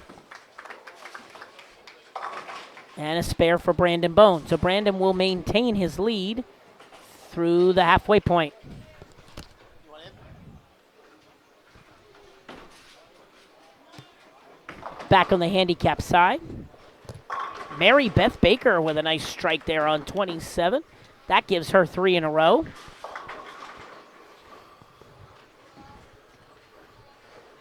Robertson crosses up high, leaving the 3-10. And on the scratch side, Rima Murphy making a run. Has 3 in a row now, after starting with just 36 in the 3rd. Alex Murdoch crosses up high, leaving the 3-pin. He'll look to convert.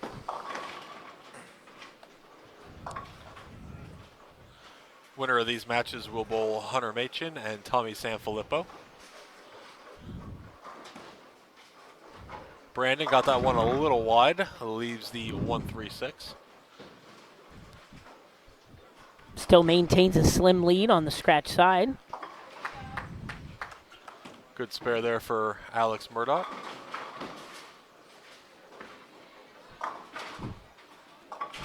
This time Mary Beth Baker crosses over with a 5 count. That'll end her string. But at the moment, anybody's game on the handicap side is through 8 frames rather. All bowlers between 158 and 147 with their handicap. So all our bowlers separated by just 11 pins. Baker not able to convert the spare, but through 8 frames, she actually has the lead. 178, 158, 147 scores on the handicap side. Now Robertson looking for his spare. Ooh, a tough 4-5-7, and he fits it right in between, but it misses the 7. So he'll put a 137 up on the board. Meanwhile, Rima Murphy making a run now with 4 in a row on the scratch side. 4-pin for Taylor. Comes in just a hair light. 4-10 rather. Yep. Now let's see what Brandon Bone can do as Murphy starts to put the pressure on him. He gets a strike.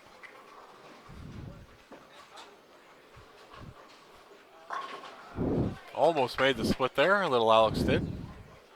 173 for Alex after 9 with his handicap.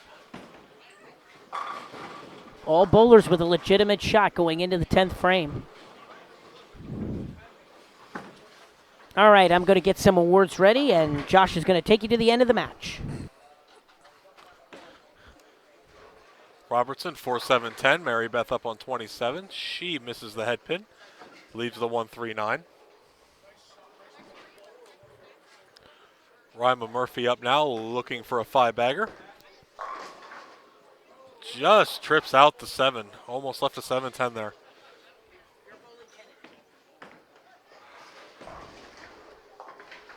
Open frame for Mary Beth. That will leave her with 187 with her handicap. Right now she is in the lead. Alex, though, with an opportunity.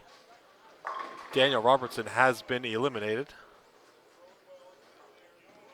It's going to come down here to the 10th frame in the handicap match. Spare for Rima.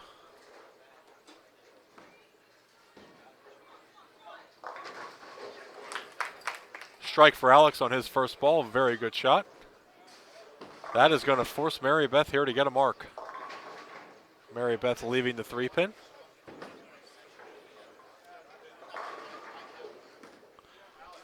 Matt, 7.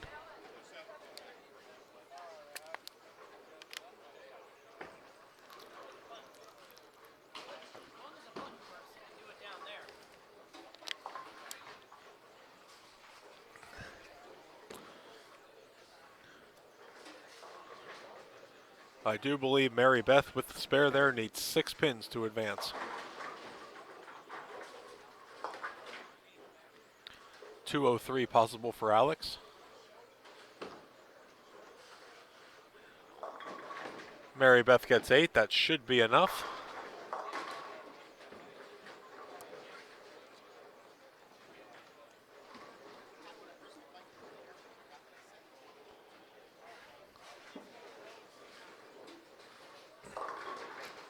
Alex comes up high, leaves a 3-6-10. Very good bowling today for that young man.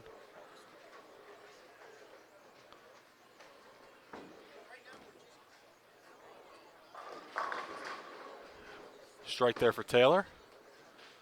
Taylor on the outside looking in right now. He definitely needs to start striking. Get a little bit of a makeup here. Good spare there for Alex. That'll be 193. 193 for Alex. Daniel 176. Mary Beth 205. Mary Beth will be moving on to face Tommy Sanfilippo.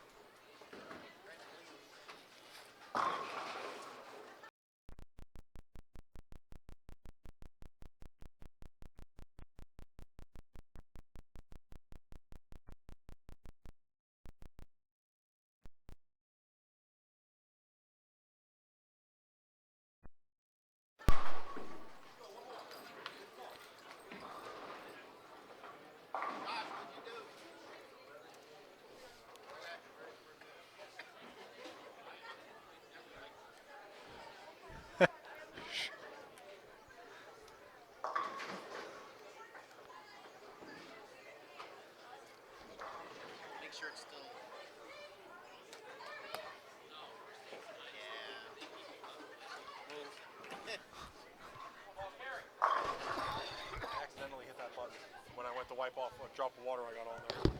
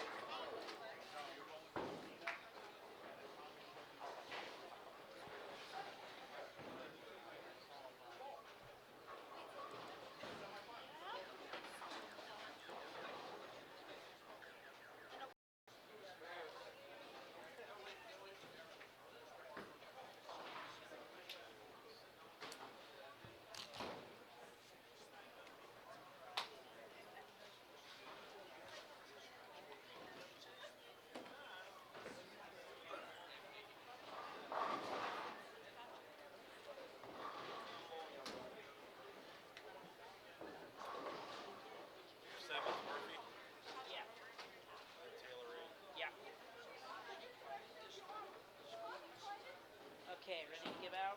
1 second, let me flip. I caved into you when I set up the whole entire chart to do every game. Cool. So you know. I like you. I pulled out my inner Travis because I did everything Travis would have told me to do. I like you.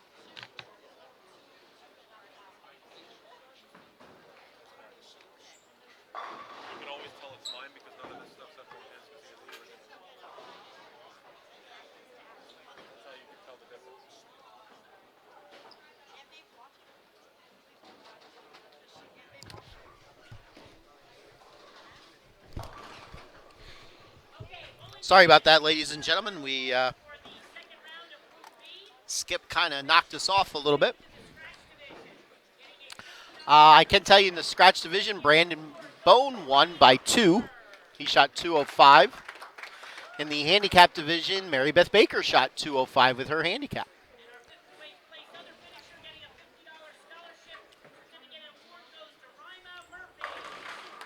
So Taylor and Murphy bow out in the scratch division. Taylor's shooting 174, Murphy shooting 203.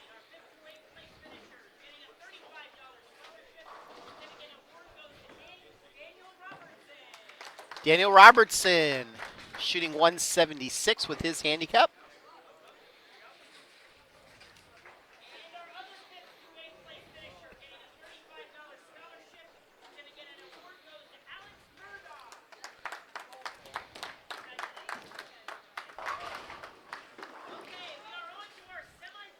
And Alex Murdaugh finishing in the 5th through 8th. All right, so now we are up to the semifinals. What's going to happen is the number 1 seed in each division will be bowling the Group A winner, and the number 2 seed will be bowling the Group B winner. Both of those matches will be taking place at the same time. All right, we're going to let them warm up, and then we'll be back. You are watching live coverage of the JBT PJBT combined event coming to you from Conchester Lanes in Boothwyn, Pennsylvania. We will be back.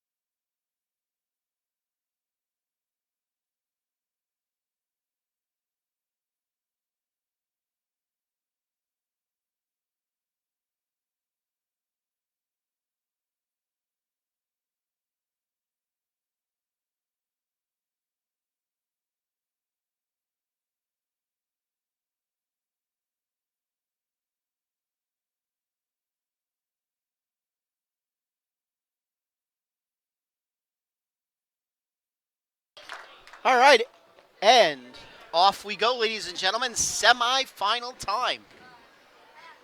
Let's see. Looks like Cologne will be getting 8 in her match, and Baker will be Cologne will be getting 5, and Baker will be getting 8.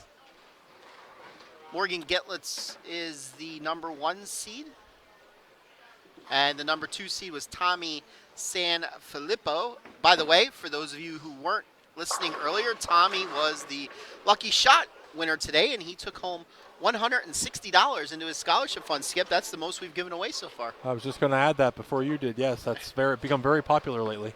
Yes. Still waiting for that one person to pull a $400 winner, or whatever 75% of the pot is. Yes. It's not easy. Certainly isn't easy. He drew a 10 on his first shot, so he had a strike, and he did. And he drew a joker on his second shot, and he got to choose either a 7 or an 8, and he chose 7 and got 7. And he drew a 6 on his third shot, but was not able to get the 6. What did he get on that shot? 8. 8? Okay. He had 7, and then a pin came across and knocked one out. At least he didn't have 6 and get 7. Yes. I gave him the choice. I said you could draw from Group B, or you could pull 2 envelopes from Group A. And he chose the one from Group B, which, to be honest, is the smarter choice.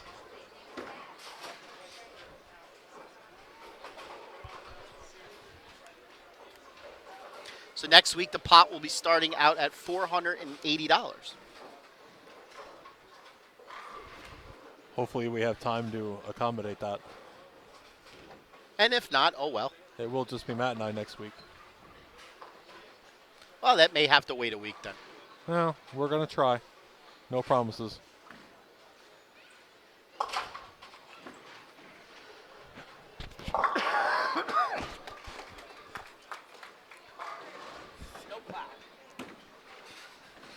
I thought that lightning bolt was actually something on the screen. The effects on the scoreboard actually looked realistic to us. Yes. Yeah, it did. I thought it was actually a lightning bolt on our screen.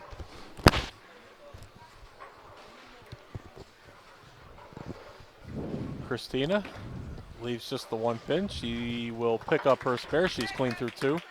Morgan working on a double. Tommy looking for his double also on here in the second frame on 28. Hello again, Skip Moyer. Hello. Into our semifinals for today's big tournament. Double for Tavi.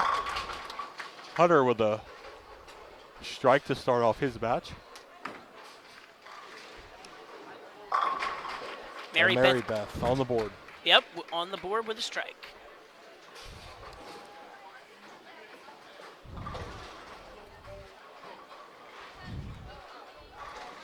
Bring me my sheets. Third and fourth place.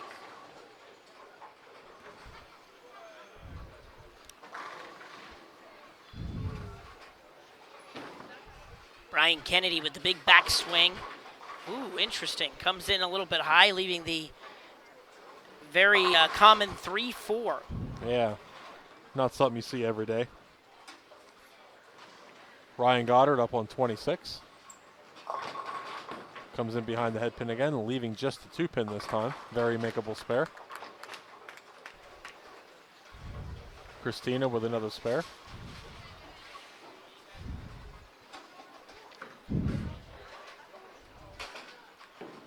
Brian misses both of his spins on the pins on the 3-4. Spare for Morgan. Early 49. 6-pin lead for Morgan after 3 frames. Keep Tommy in mind for our bowling fans out there, these are 2 individual matches now. Bowlers bowling across from each other. So we have Ryan Goddard taking on Brian Kennedy, and we have Hunter Machin taking on Brandon Bone. On the handicap side, it is Morgan Gitlitz taking on Christina Cologne. Yeah, thank you. And Tommy Sanfilippo taking on Mary Beth Baker. So scores are across from each other at this point. And the high bowler in each match on each side will advance to the title match to bowl each other for the title, the big title today.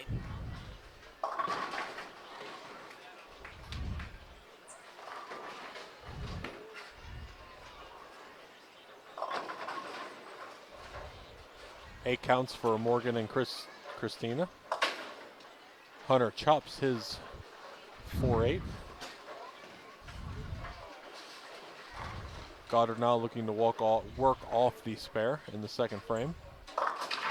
Comes up high, leaves the 3, 6, 9, 10. Christina looking to stay clean. Oh, and her ball hooked hard there at the end and missed the spare.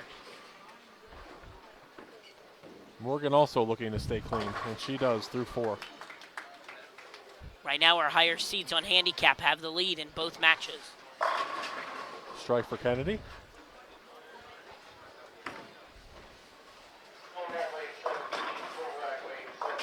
Thirteen-pin lead for Morgan after 4 frames. Mary Beth leaving the 6-10. Tommy looking for a 4-bagger.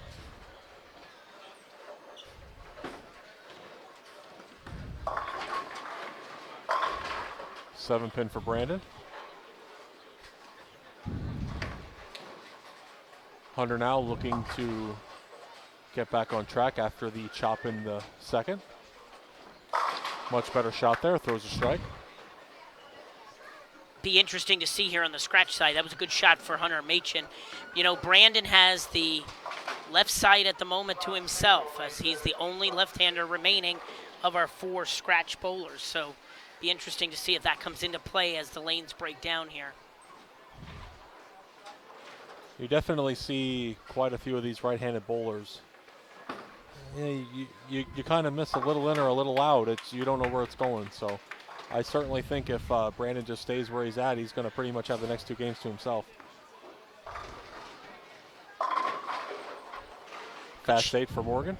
Yep, good shot there. Ball just came in a little bit high.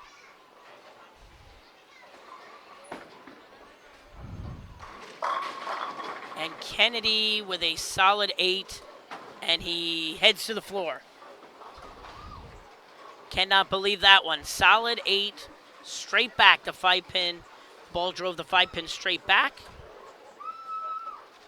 The old saying, Skip Moyer, you hit 9, you get 9. Indeed you do. Gitlitz with a spare.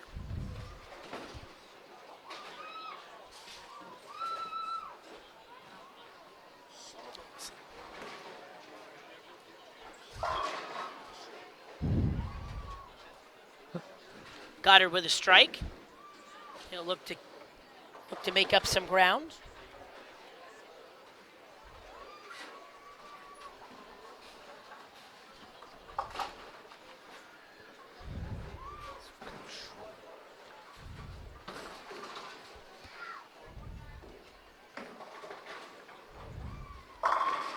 There's a good shot for Tommy Sanfilippo. Despite 1 spare in the 4th, he is perfect through 5.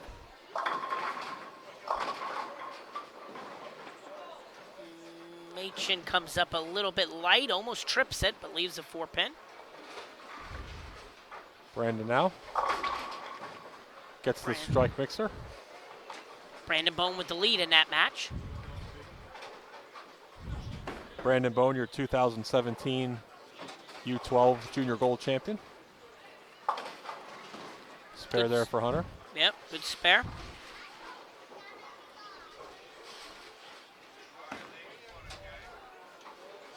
Now Christina Colon crosses up high, leaving the 3-pin.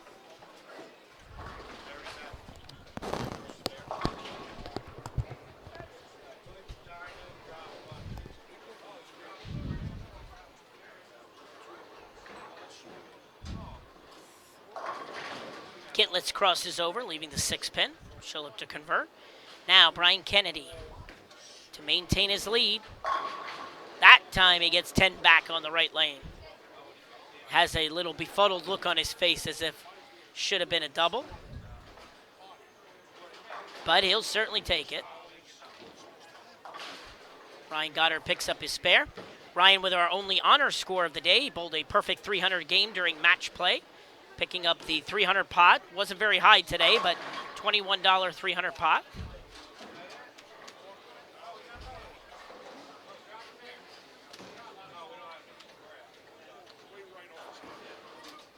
Brandon Bone with a good strike, and Hunter matches him with a strike.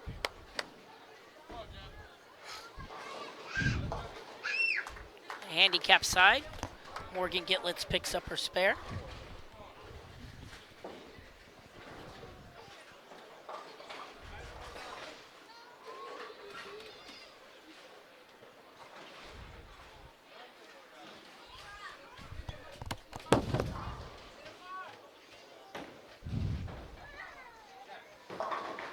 Mary Beth Baker with a fast 8 there. She trails in her match.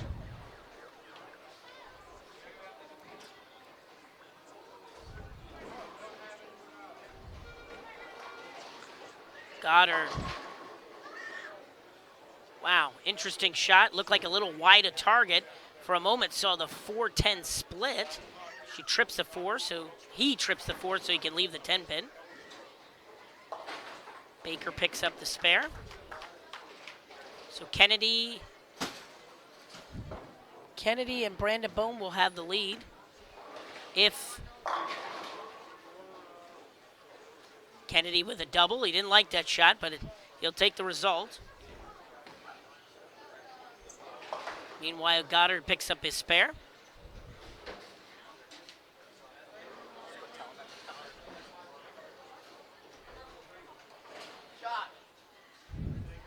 Need a full rack?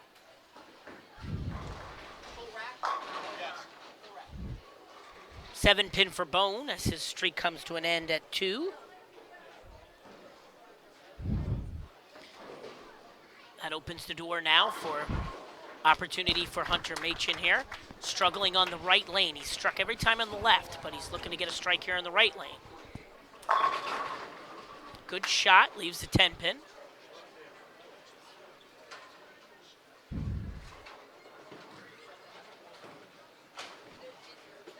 Brandon Bone misses his spare, giving him 126 in the 6th.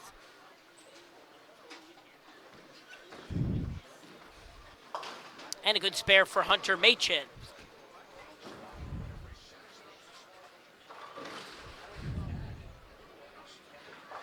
Both of our top seeds in the scratch side struggling a little bit here on the championship pair. See what happens in the late frames. Still have an opportunity to win. Good shot there for Ryan Goddard.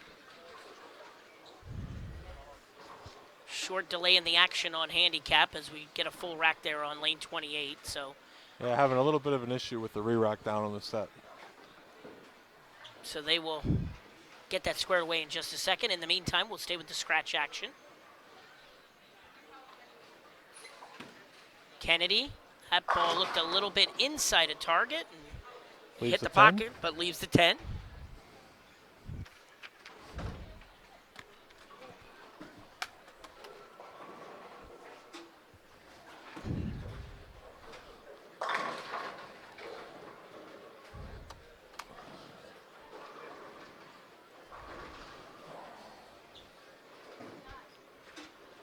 Kennedy leaves the 10. Hunter Machin leaving the 4 pin.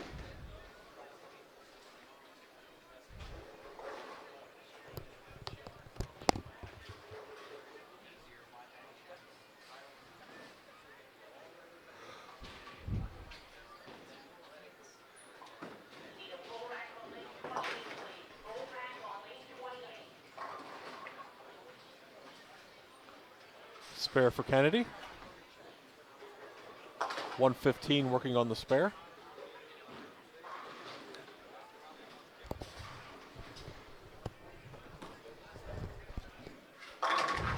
Strike there for Brandon Bone. Brian Kennedy currently with a 12-pin lead. And Brandon Bone with his strike, 36, 17, about a 19-pin lead for Brandon Bone. Still anybody's game with 3 frames to go on the scratch side. Good shot for Ryan Goddard as he attempts to get back into the match.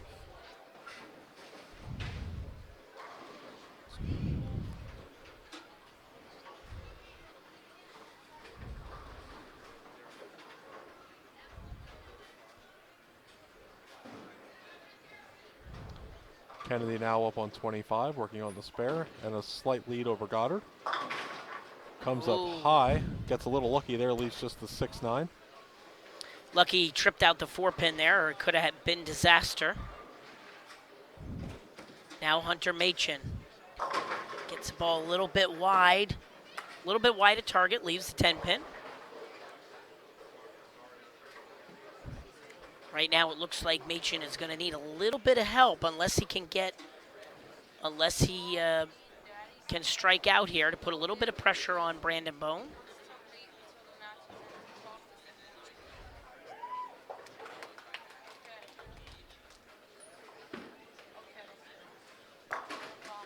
Kennedy converts his spare, so he maintains a slim lead. Machin with the spare. I have the No.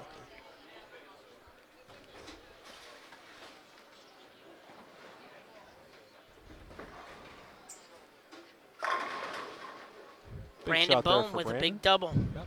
Gets a double.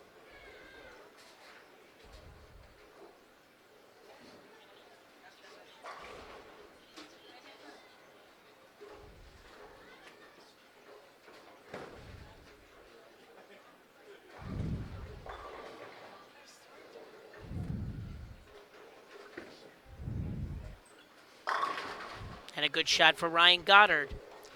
So Ryan can strike out for 223 at this point, and now could potentially have a 10-pin lead over Brian Kennedy, as Kennedy can only max out at 213.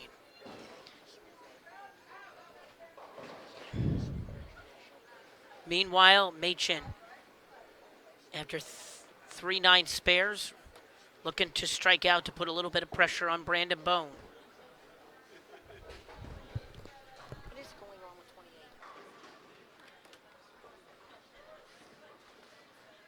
Little technical difficulties on lane 28. We're having trouble getting a rack.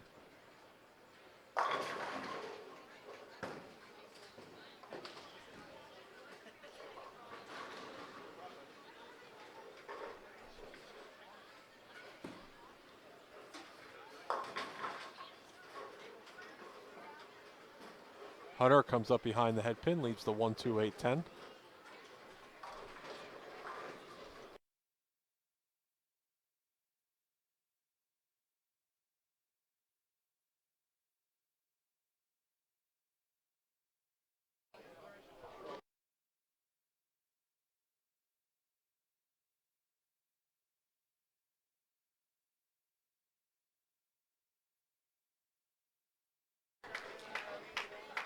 Brian Kennedy makes his spare. Huge spare there for Hunter, picking up the 1-2-8-10.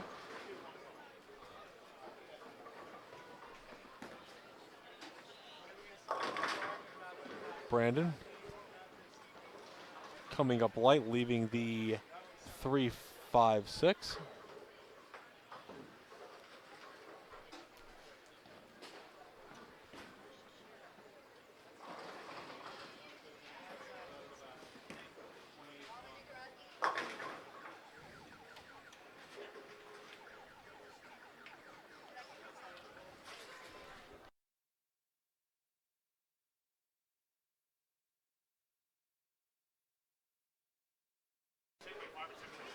Brandon Bone with his spare. Yeah, I've got one back there, so hopefully should be like 5 or 10 minutes.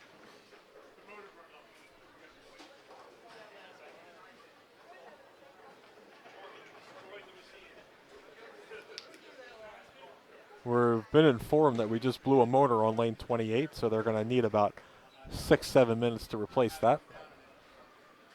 Goddard now up on 26 for his 10th frame. 3, 4, 5, 6, 7, 8, 9. Ryan will need to make this spare. Spare and good count, and he will move on to the finals.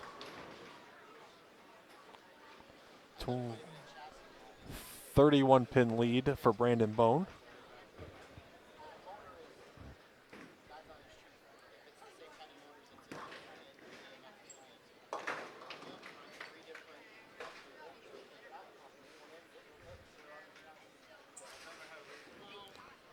Spare there for Ryan. He will move on. Brandon Bone just needs to stay clean here in the 10th, and he will move on also.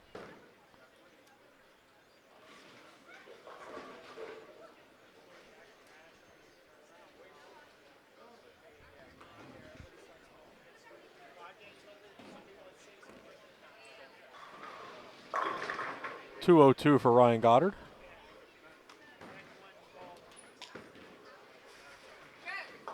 Spare for Brian Kennedy with the strike. Will shoot 191.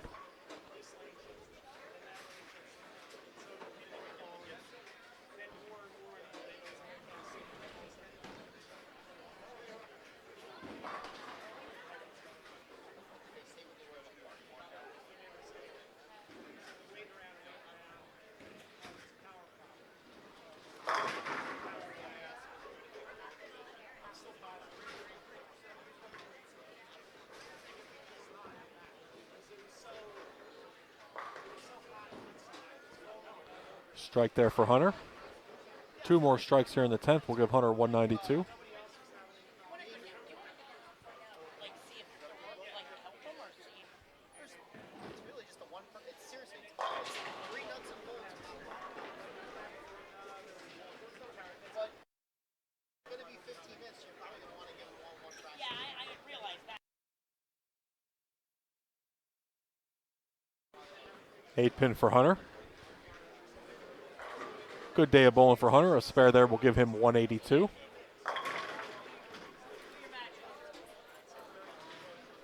And if you're going to leave a puck at 7-10, you might as well leave it when you have the match wrapped up. Brandon Bone with a pretty good shot. Buries that 7-10. Our title match in the scratch division will be Brandon Bone taking on Ryan Goddard. Spare for Hunter. He'll shoot 182.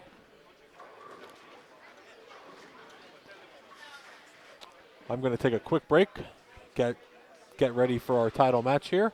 I will be back to call the rest of the handicap match. Should be about 10 minutes or so until they fix that motor and get everybody up and running. So we're going to take a quick break here while we get everything lined up and ready to go.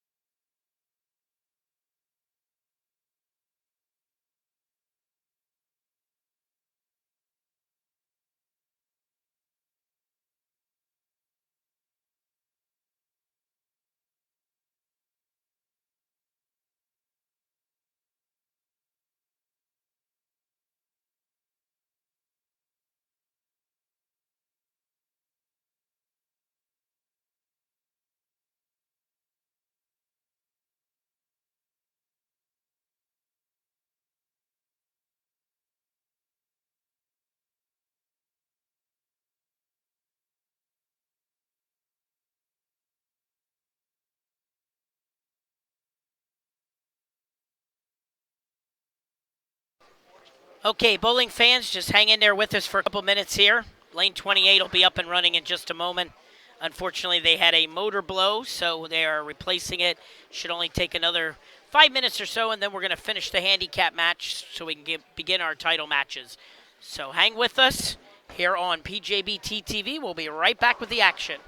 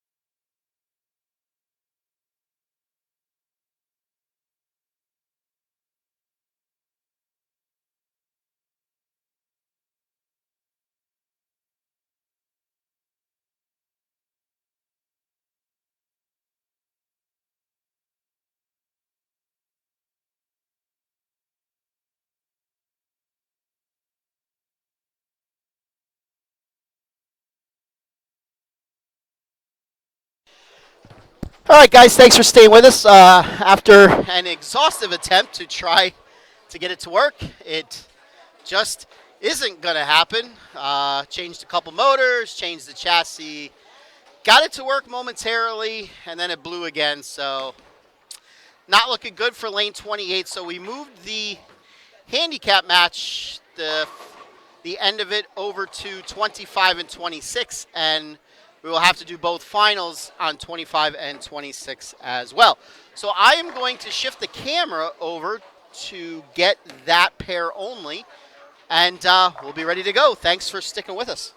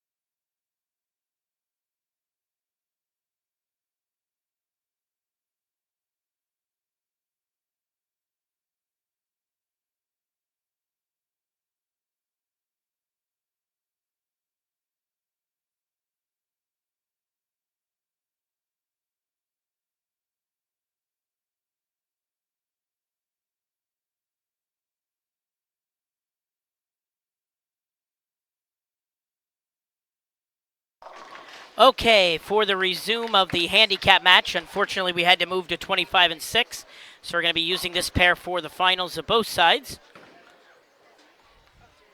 Tommy Sanfilippo back on track on 279 pace. Morgan Gitlitz with a strike. Now up Mary Beth Baker. Oh, she lets it wide a target. She gets a 5 count. Right now, Gitlitz and Sanfilippo, your 1 and 2, clearly have the advantage. They are your 1 and 2 seeds. And if they hold on, they would face each other for the title. We're going to put the scratch and the handicap match on this same pair.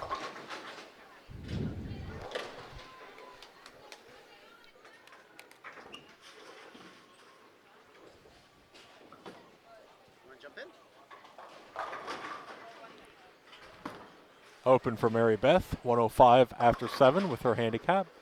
Christina comes up high, leaving the 3-6-10.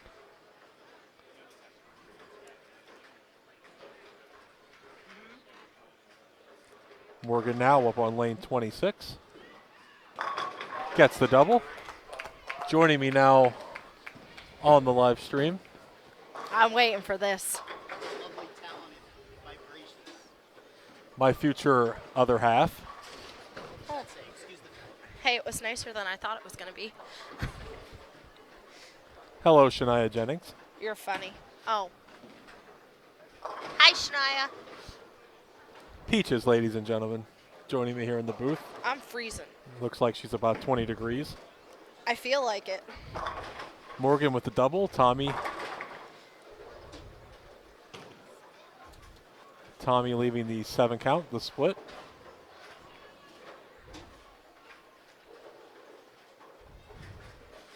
The 2-7-8. Mary Beth with the 6 count. The Tommy chops off 2. That'll give Tommy 184 through 8 frames. 184, 107. He'll have about a 70-pin lead. Tommy has that match well at hand. Mary Beth struggling. Christina up here in the 8th. She is down 18 with gets the strike. Actually 28 with Morgan on the double.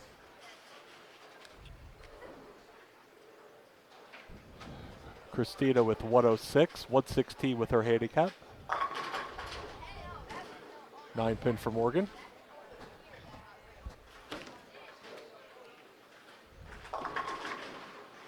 Spare here would give Morgan about a 50 pin lead.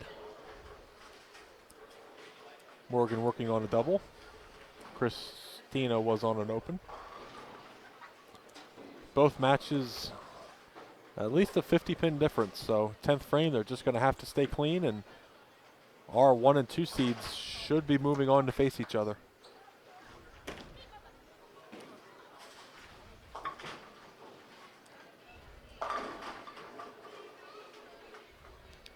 We will be conducting both of our final matches together on 25 and 26. Lane 28 will be down for quite a while.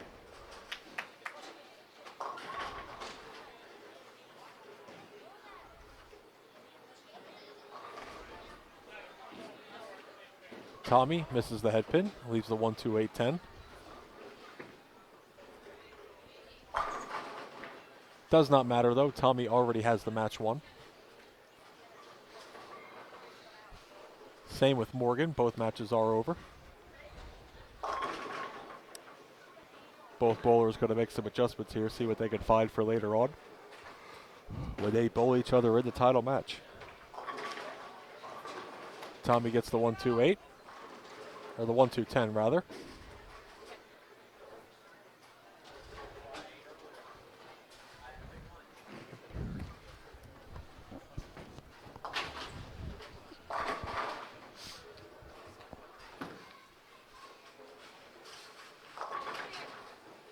$192 for Morgan on a spare. Strike here would give her 212.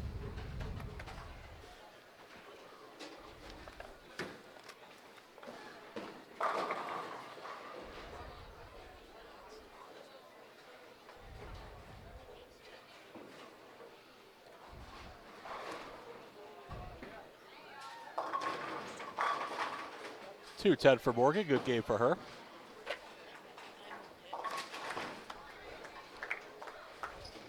Spare for Christina with a strike here will give her 141. 141 scratch and 146 with her handicap.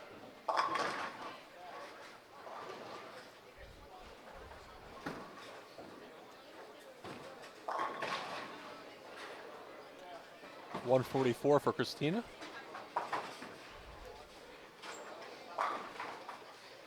She will be your 4th place finisher today. 3rd place going to Mary Beth.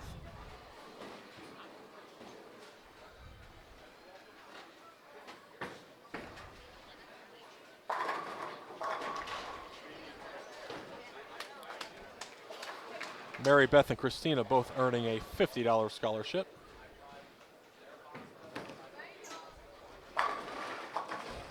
Tommy makes his spare. A strike here will give him 213. Mary Beth on a 240, 250 pace. Or 140, 150 rather. Good day for all four of these bowlers, no matter what.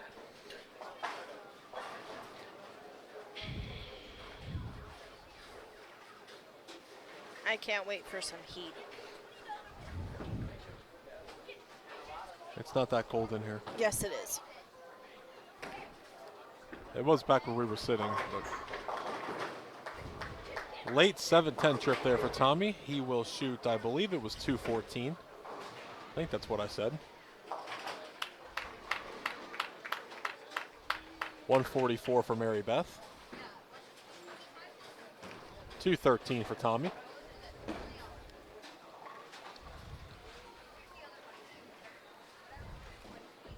So it will be Tommy Sanfilippo taking on Morgan Gitlitz for the first ever Fall JBT PJBT title.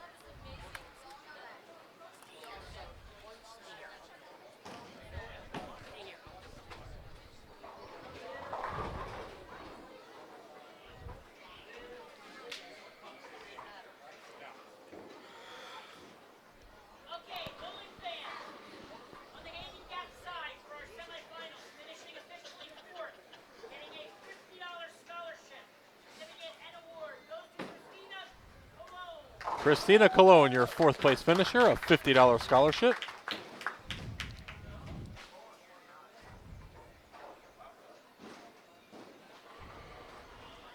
And our third place finisher in the handicap division, getting a $50 scholarship, certificate, and award goes to Mary Beth Baker. Third place finish for Mary Beth Baker, $50 scholarship. Having a very nice season on the PJBT. All both matches will be on the left pair. All right, 2 balls on each lane. I'll set up with practice and everything. Why do they not have 12?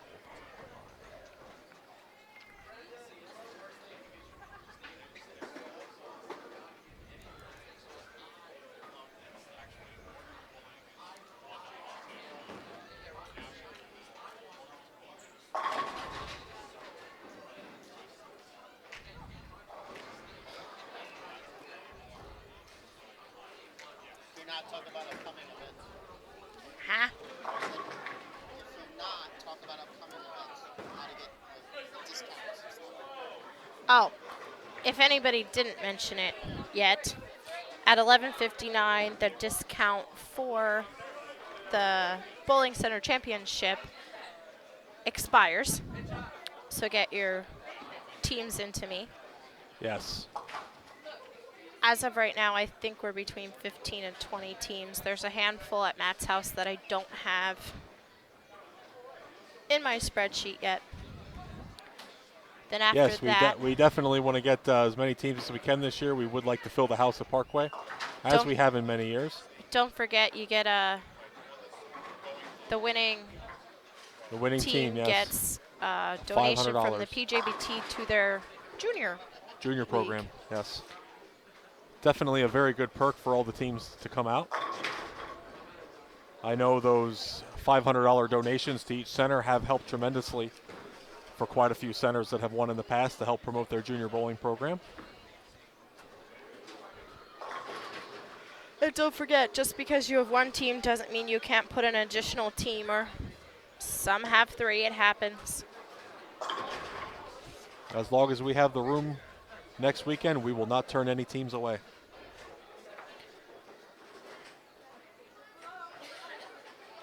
Then's doubles at Parkway, right? Yes, the next 2 weekends we will be in Allentown at the new Parkway Lanes. Parkway Lanes was under new management now a couple months ago. The new owner took over, so we are definitely looking forward to the new changes that they made to the center. Next weekend, our 5-person team tournament, and then the 21 and under doubles the following week. And then the week after that, which I believe is the week of November 20th, I think that's correct. 19th. Then we are at a Limerick Bowl for the adult junior. For the adult junior major. Number 2. Couple more adult juniors on the schedule this year. They've been very popular amongst our bowlers, so it's something we wanted to offer to entice people to come out this year.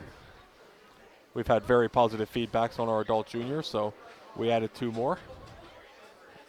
After Limerick, I do believe our next one is at Midway Lanes out near Carlisle. Let me get the schedule.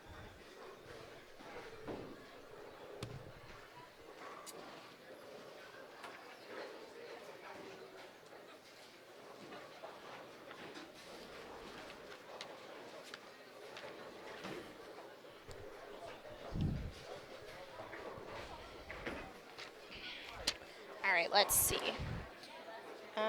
No, it is not.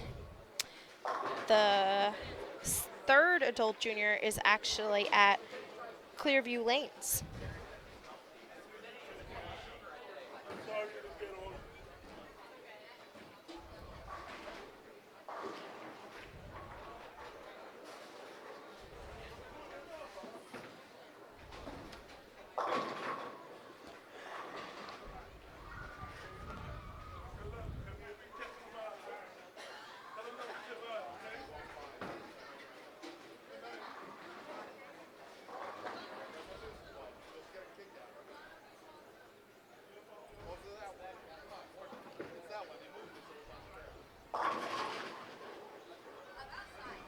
Okay, all 4 of our bowlers are finishing up with their practice shots. And we are just about ready to go.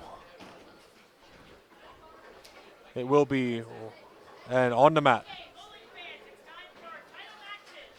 First ever full combined event, PJBT and JBT. We have number 1 seed Ryan Goddard for scratch, taking on the number 12 seed, making it all the way from 12 to the final, Brandon Bone. Number 12 seed Brandon Bone. We have number 1 versus number 2. We have Morgan Gitlitz versus Tommy Sanfilippo. Difference in handicap is just 1 pin going to Morgan Gitlitz. Okay? All right, bowling fans, let's give a nice hand for our title matches. Okay, and we are ready to go. Brandon Bone up first. He is the number 12 seed.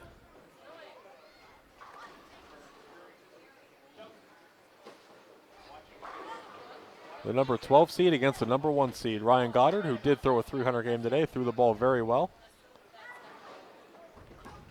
And it's the 1 and 2 seeds in handicap. Number 1 seed Morgan Gitlitz, 2nd seed Tommy Sanfilippo. Brandon starts off with a strike. Ryan now up on 25 for his first frame. Leaves just the 10 pin.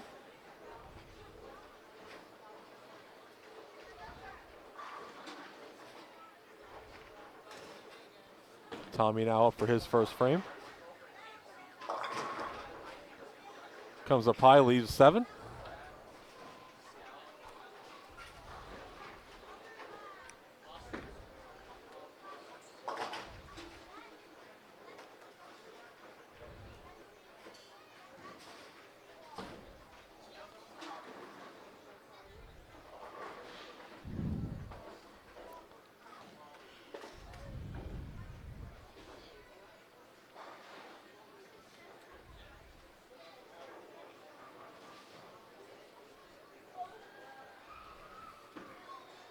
Ryan makes his spare. Morgan now up for her first frame.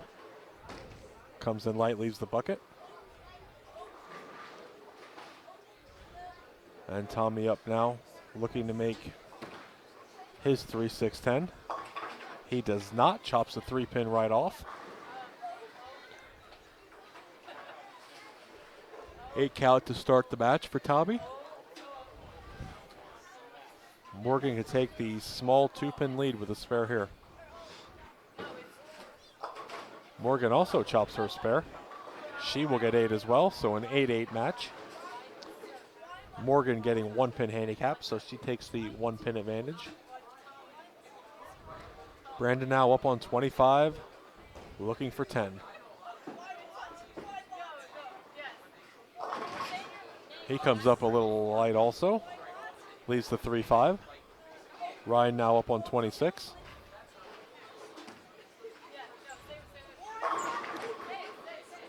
Buries the 9-pin. Ryan today winning $21 for the 300 pot.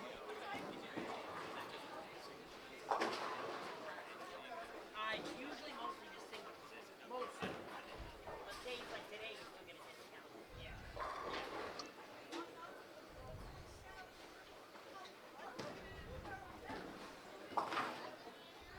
Spare there for Ryan.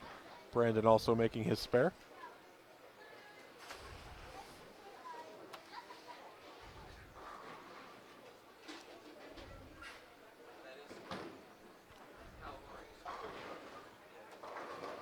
Brandon taking a little bit of the hard way to get here. This will be game number 13 for him.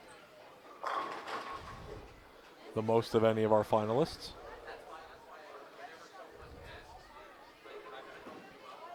One, two, four for Tommy. Morgan up now for her second frame. Working on an open. She comes up high, 3-6-10. Both very makeable spares for our bowlers.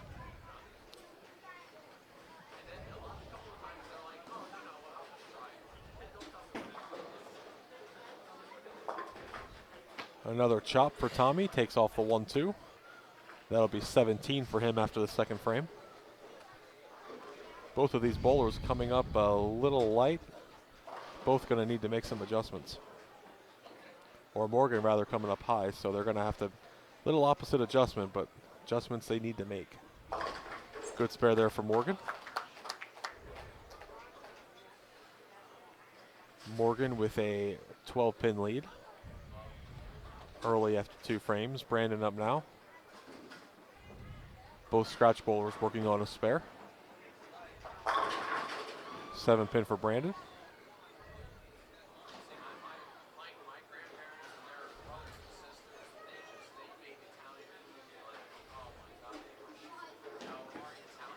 Ryan now with his third frame. Puts 10 back, gets the strike.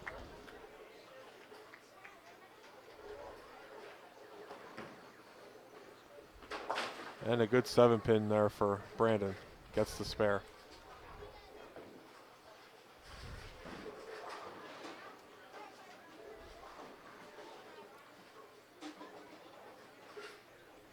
Ten-pin lead for Brandon after 3 frames. Actually, no, it's an even match, 49 apiece. Added that on up wrong as Morgan comes in behind the head pin, leaves the 1-2-4-10. Tommy now on an open for his third frame. Comes up high, leaving just a 3-pin.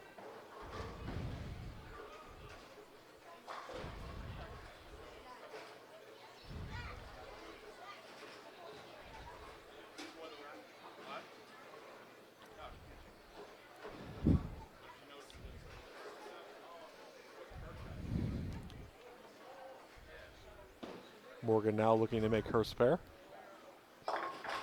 Gets 3. 33 for Morgan after 3 frames.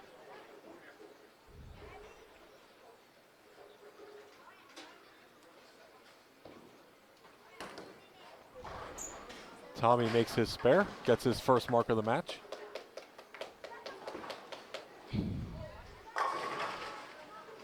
And another 7-pin for Brandon. Throwing very good shots, just not getting the carry. Ryan now up on lane 26. Looking for a 2-bagger.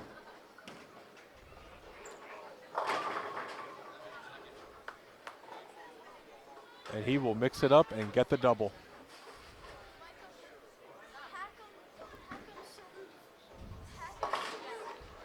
Spare there for Brandon.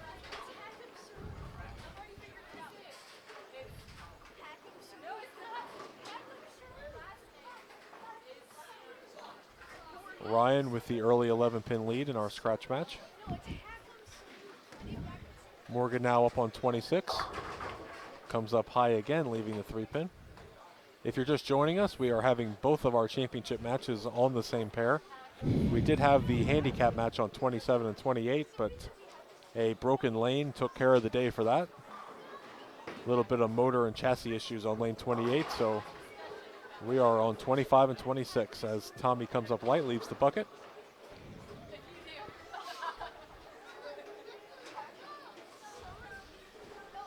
No strikes yet for either of our handicap bowlers, but they have been leaving makeable spares. Morgan makes her 3-pin.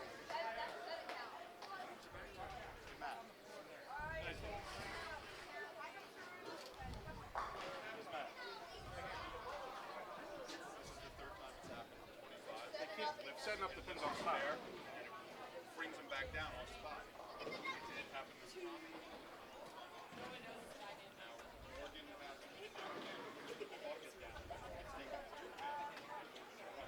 It's making all spot every time.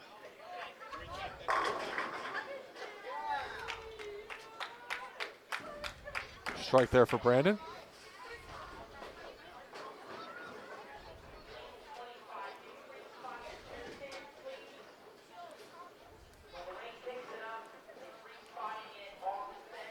Couple issues now on 25. We have issues when it comes down to reset the spare.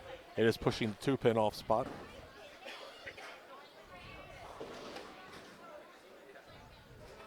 We did so good all day. Well, it happens.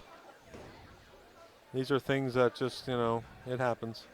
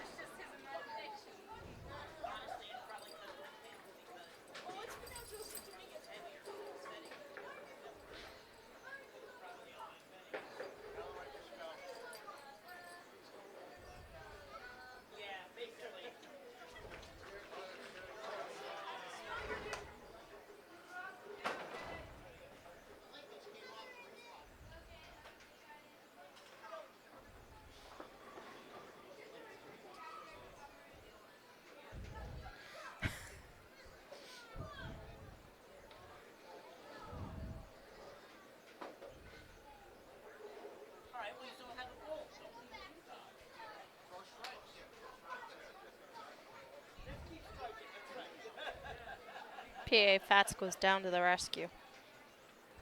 PA has a little bit of knowledge about these pairs. Spare for Tommy.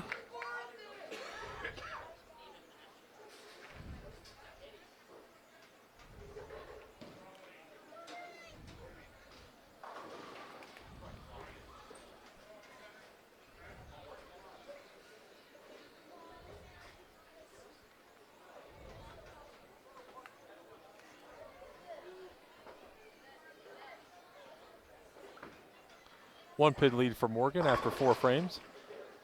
Ryan up, leaves the 4-pin, comes up high. Tommy now, after Brandon gets a strike on 26, Brandon now up for his 5th frame. Leaves the 1-2.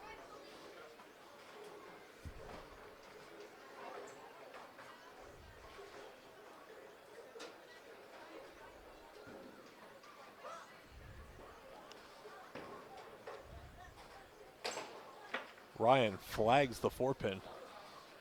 That would be 96 for him after the 5th.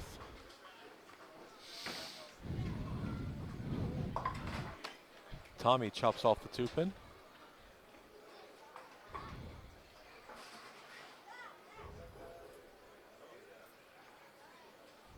After 5 frames, it is a 8-pin lead for Ryan Goddard, but he is on and open, so Brandon definitely with the advantage.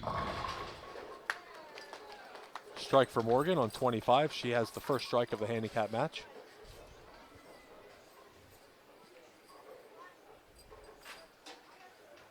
Ryan Goddard up now, working on an open, looking to get back on track. Strike for Ryan, much better shot there for Goddard. Brandon now looking to take the lead with a double. He'll come up high, leave the 4-7.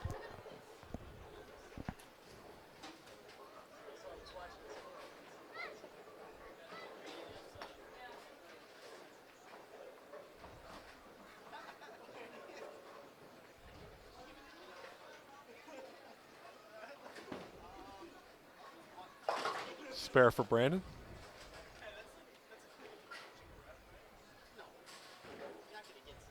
Brandon taking a little bit of an early lead, 8 pins. 2-pin lead for Brandon. Morgan leaving the big 4. She's going to need to get at least 2 pins. Get count.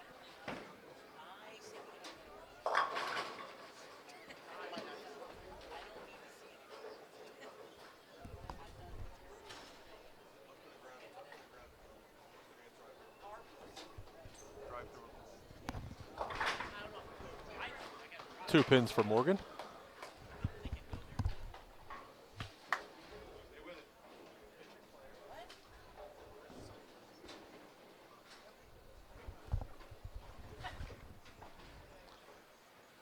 Tommy comes up high, leaves a 310. Brandon now looking to build on his lead. Gets the strike on the right lane. The right lane has been very good to Brandon. Just got to get that left lane figured out right now. He's come up high the last 2 shots.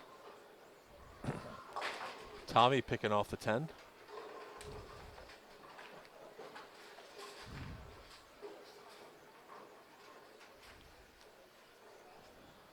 Back and forth here for the handicap match.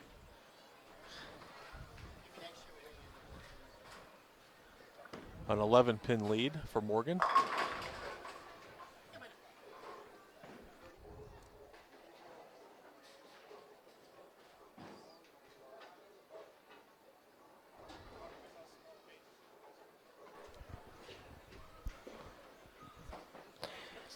Tommy now up on lane 26 for his 7th frame.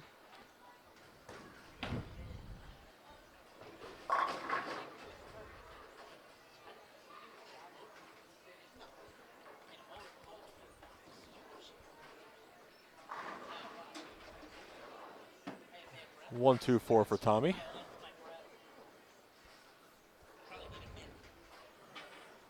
Not a very good pair for Tommy Sanfilippo right now.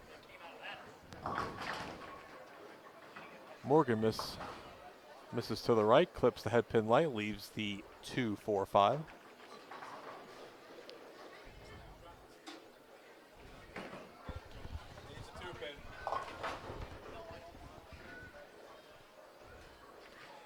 Two pin issues again on 25 as Tommy Sanfilippo chops his spare.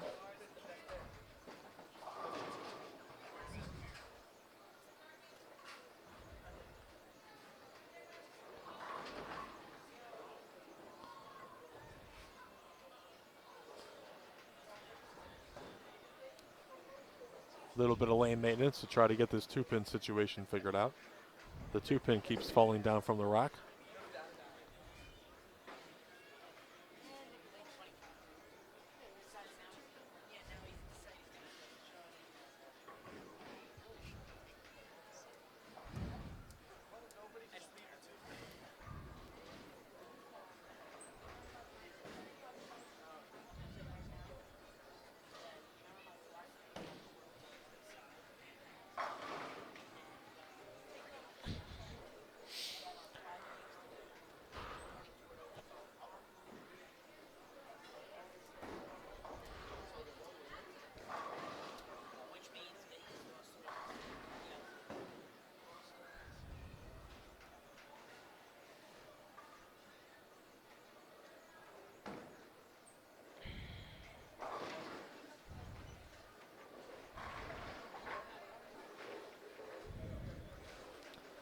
All right, looks like our lane maintenance is taken care of.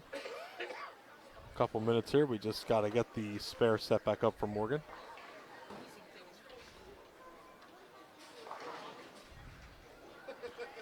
We certainly want to thank everyone for bearing with us through some of the issues we've had today.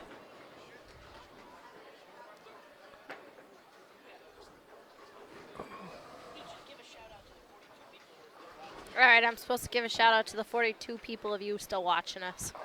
Have you listened to anything I just said in the last 30 seconds? Nope. I'm freezing. Take a headset off and go sit back at the bar again. You're funny.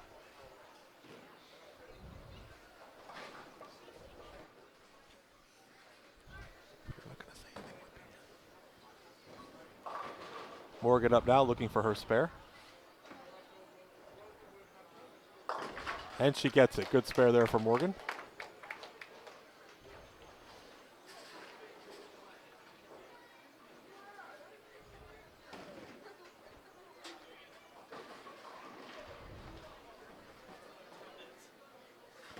Ryan now up for his 8th frame. Leaves the 10 pin. And Brandon now once again looking for a double. Get this left lane figured out. And he does. Good shot there for Brandon.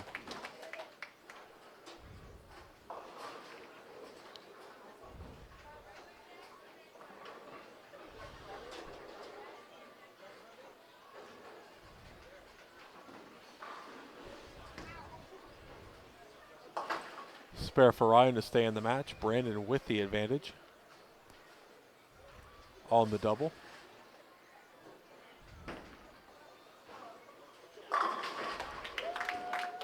Strike there for Tommy Sanfilippo. Best shot he's thrown in the match. And it came at a time when he needed it. Morgan now up on lane 26 looking to answer back.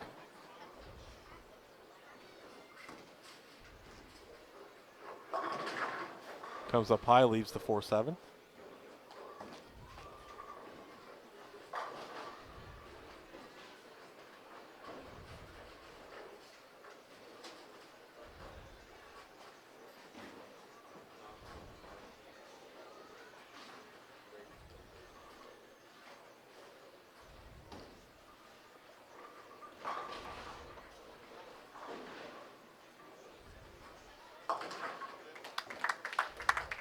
Spare there for Morgan.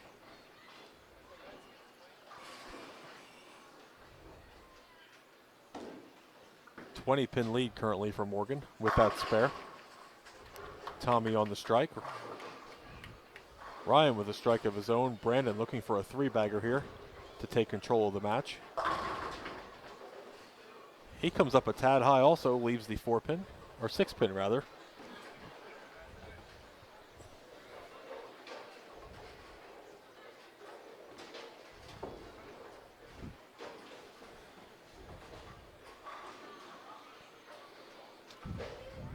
Morgan up now for her 9th frame, looking to slam the door a little more on Tommy.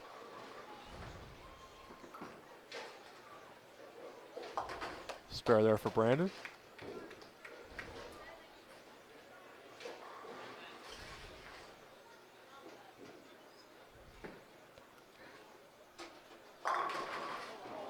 Ooh, solid 8-pin for Morgan. What a great shot she just threw there. She just needs to take her time, make her spare. She's still in a good spot right now. Just needs to make her spare. Tommy now up on 26 for his 9th frame. Looking to see if he can build off that strike he threw over on 25 last frame. He comes up high, leaves the 3-6.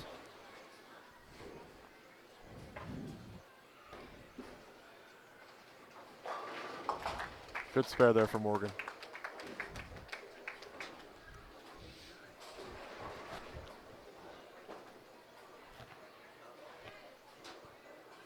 Brandon up on 25 now. He cannot shut out Ryan Goddard if he does strike out. There's the first one.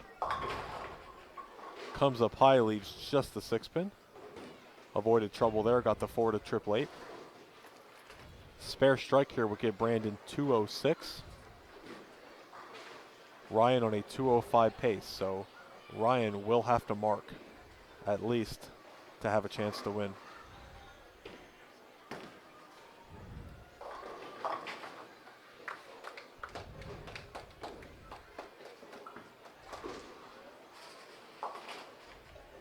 Spare there for Brandon.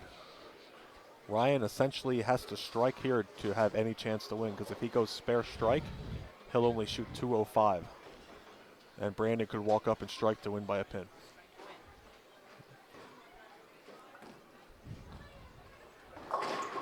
Ryan gets the strike, and he will defeat Brandon Bone. Good match there by the two scratch competitors.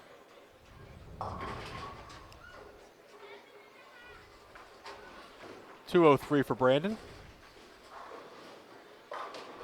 Fine day for him. $200 scholarship.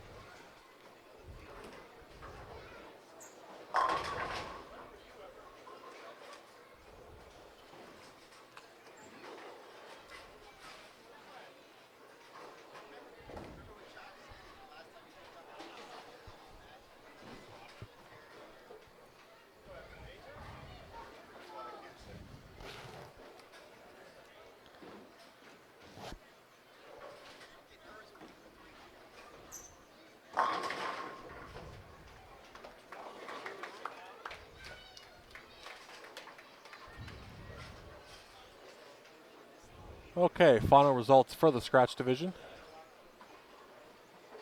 We have Ryan Goddard, 224, Brandon Bone, 203.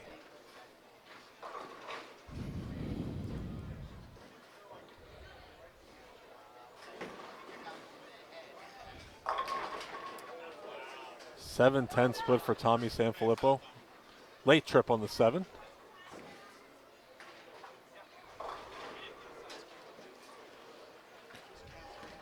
Morgan, good count, will be a winner.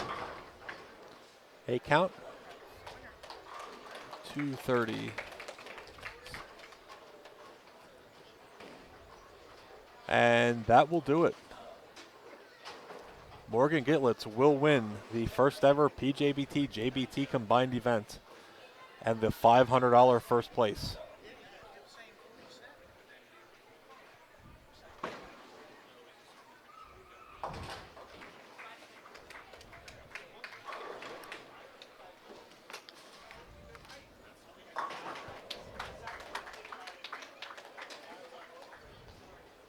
Spare there for Morgan.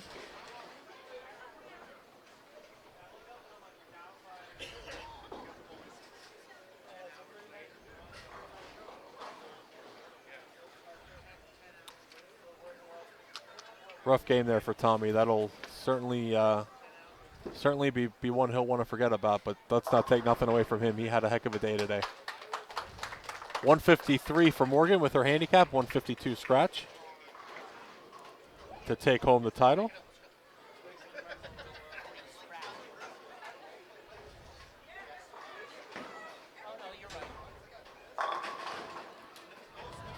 $137 for Tommy.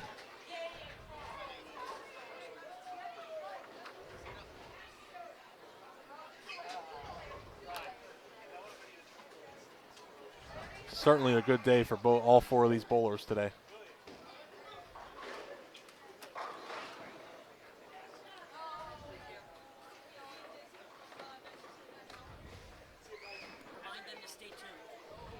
Stay tuned for, we're going to give out our awards here, and then PA Fats will have post-game interviews.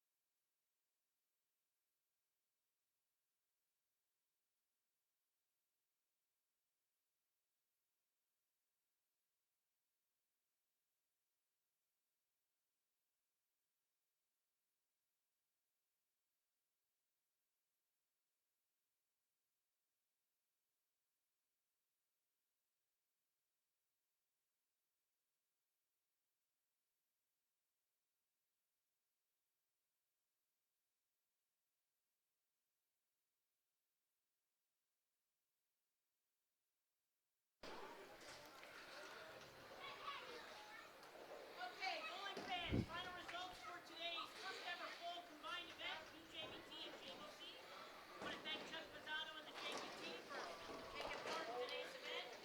And we want to thank Mr. Pro Shop Guy for donating the bowling balls to our winners today. Warren Burr. Thank you. Okay, our runner-up finisher in the scratch division, $200 scholarship. And our runner-up award goes to Brandon Bone. All right, ladies and gentlemen, runner-up in the scratch division, Brandon Bone. Our runner-up finisher in the handicap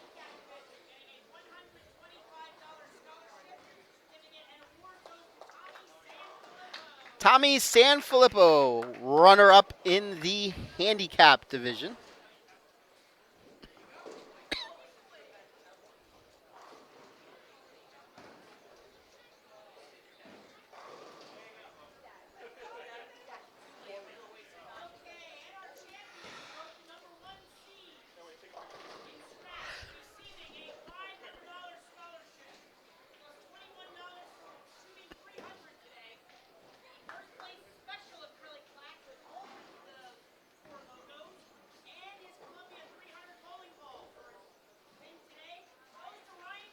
Ryan Goddard, your scratch division champion, $500 into his scholarship fund.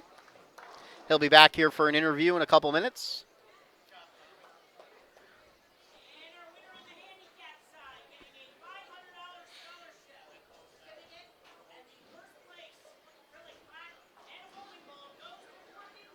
Morgan Getlitz, first place in handicap, $500 into her scholarship fund. We will be interviewing Morgan very shortly.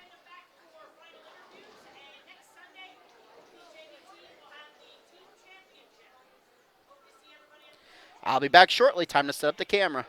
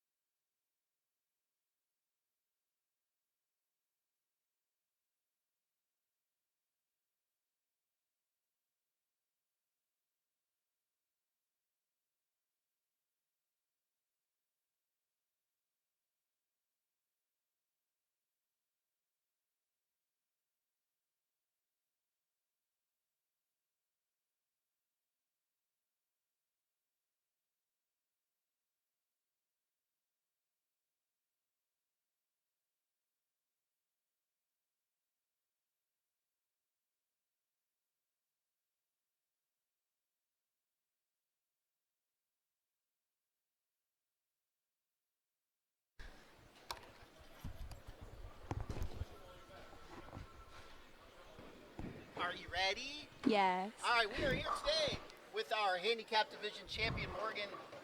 Say your last name. Getlitz. Getlitz. Didn't want to say it wrong. So, congratulations. First Thank off, you. $500. Is this your first PJBT victory? It's my first singles victory First singles victory. I'm thinking, have I ever interviewed Morgan before? at the 5-man tournament last year. Oh, so glad I'm not going to be there next week. So tell us, how does it feel? $500? Feels really good. How old are you now? I'm 15. 15. Where do you go to school? Colts Neck High School in New Jersey. You had to think about that. I did. Is there a bowling team out in New Jersey? Yes. Yeah? I'll assume you're on it. Yeah. Yeah? I'm captain. Well, that's good.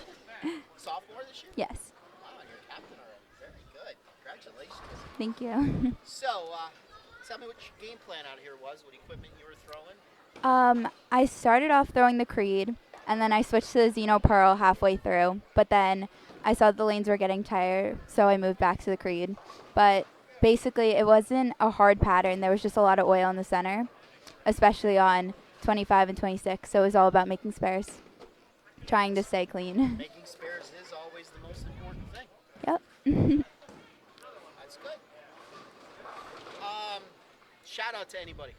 My grandma and grandpa I know are watching. My mom back home. My dad for watching me and taking me. Very important for. Hey, Dad. Morgan's giving you a shout out here. Thanks, Morgan. It's not even. And Joey for being my cheerleader. Joey makes a good cheerleader. Are you bowling again next week? Yeah. I'm Defending. We got to defend. She's defending team champ.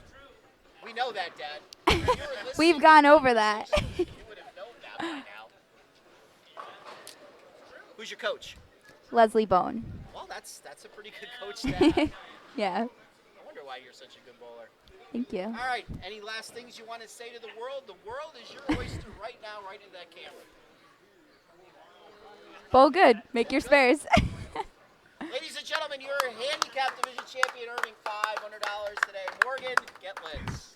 Thank you. Congratulations.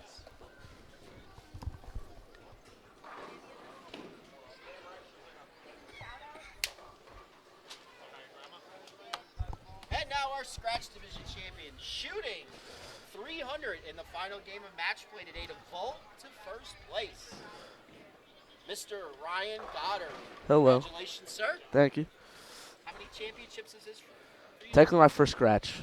Really? Yeah, I've like 3 or 4 in handicap, I think. Really? This is your first scratch? Yeah, You go to where? Temple? Temple. Temple. I'm a You're junior. Studying accounting? Finance and accounting. Oh, the finance part is good. You don't want to follow in my footsteps in accounting. Nah, not really. Nah, smart kid. How did you approach this pattern today? Well, I've bowled Pepsi's here a couple times on white too, so it's kind of similar, but it just kind of played like house. I figured staying straighter allowed you to keep your angles closed, not as much, and it could let you fight the carry down. What was your qualifying score after 6? You remember? 297. After 6. Not 9, 6. 80. I think it was 80. 80. So you really took off once match play started. Yeah. So were you worried having to come back? Well, you had to sit through a couple matches, so that gives It you honestly a chance to played break like down. match play. It's very similar. It was burning. It was actually a little bit more burnt than match play actually was. Really? Yes. And that was right up your wheelhouse. Yeah. What equipment did you throw today? I threw a Brunswick Blue Inferno to start, and I threw the regular Inferno, which I drilled just actually last night. Usually that works out when you get to throw new equipment. Yeah. Want to give a shout out to anybody? My Maybe dad. that guy over there? Yeah, my dad for taking me on my terms. My mom, my grandfather, and Danny Wiseman for helping me out. Steve Brown, and shot makers for drilling my stuff. You don't want to give a shout out to the fat guy?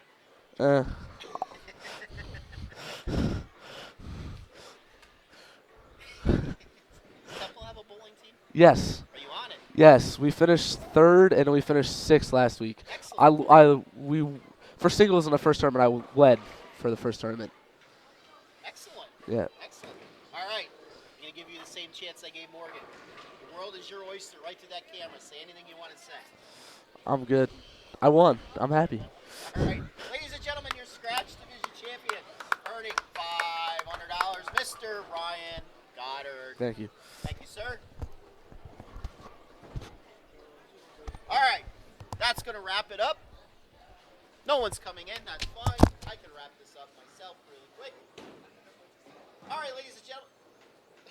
Wait, now you're zoomed in on me too much. Back a little bit. All right, ladies and gentlemen, that is going to do it. Reminder of upcoming events here on the PJBT Tour. Next week is the Bowling Center Championship. You have until 11:59 tonight to sign up and pay a deposit to get a discount. Yes? And then the following week, the 12th, we have an under 21 doubles. You have until 11:59 next Sunday night to sign up to get the discount after that. Then the following week, we have an under 21 and adult doubles down at Limerick. Next week, and under 21 doubles is at Parkway. The following week on the 19th, the adult junior is at Limerick. You have until midnight on the 12th to get in for the discount. And then we have the Tomac Memorial Tournament Thanksgiving weekend. All right, that is going to wrap us up. You know everybody who joins us each and every week. I would like to thank everybody that stuck with us through all the lane malfunctions today. It's kind of late, so we're just going to say goodbye. I will not be here next week. The fat guy actually gets a Sunday off once in a while. Someplace else to go. So, for the entire crew, I will see you in 2 weeks. Somebody will be on the live stream next week. Until then, I'm the one your mom warned you about. Have a good evening. Goodbye. All right, let's leave. Just leave all this stuff here.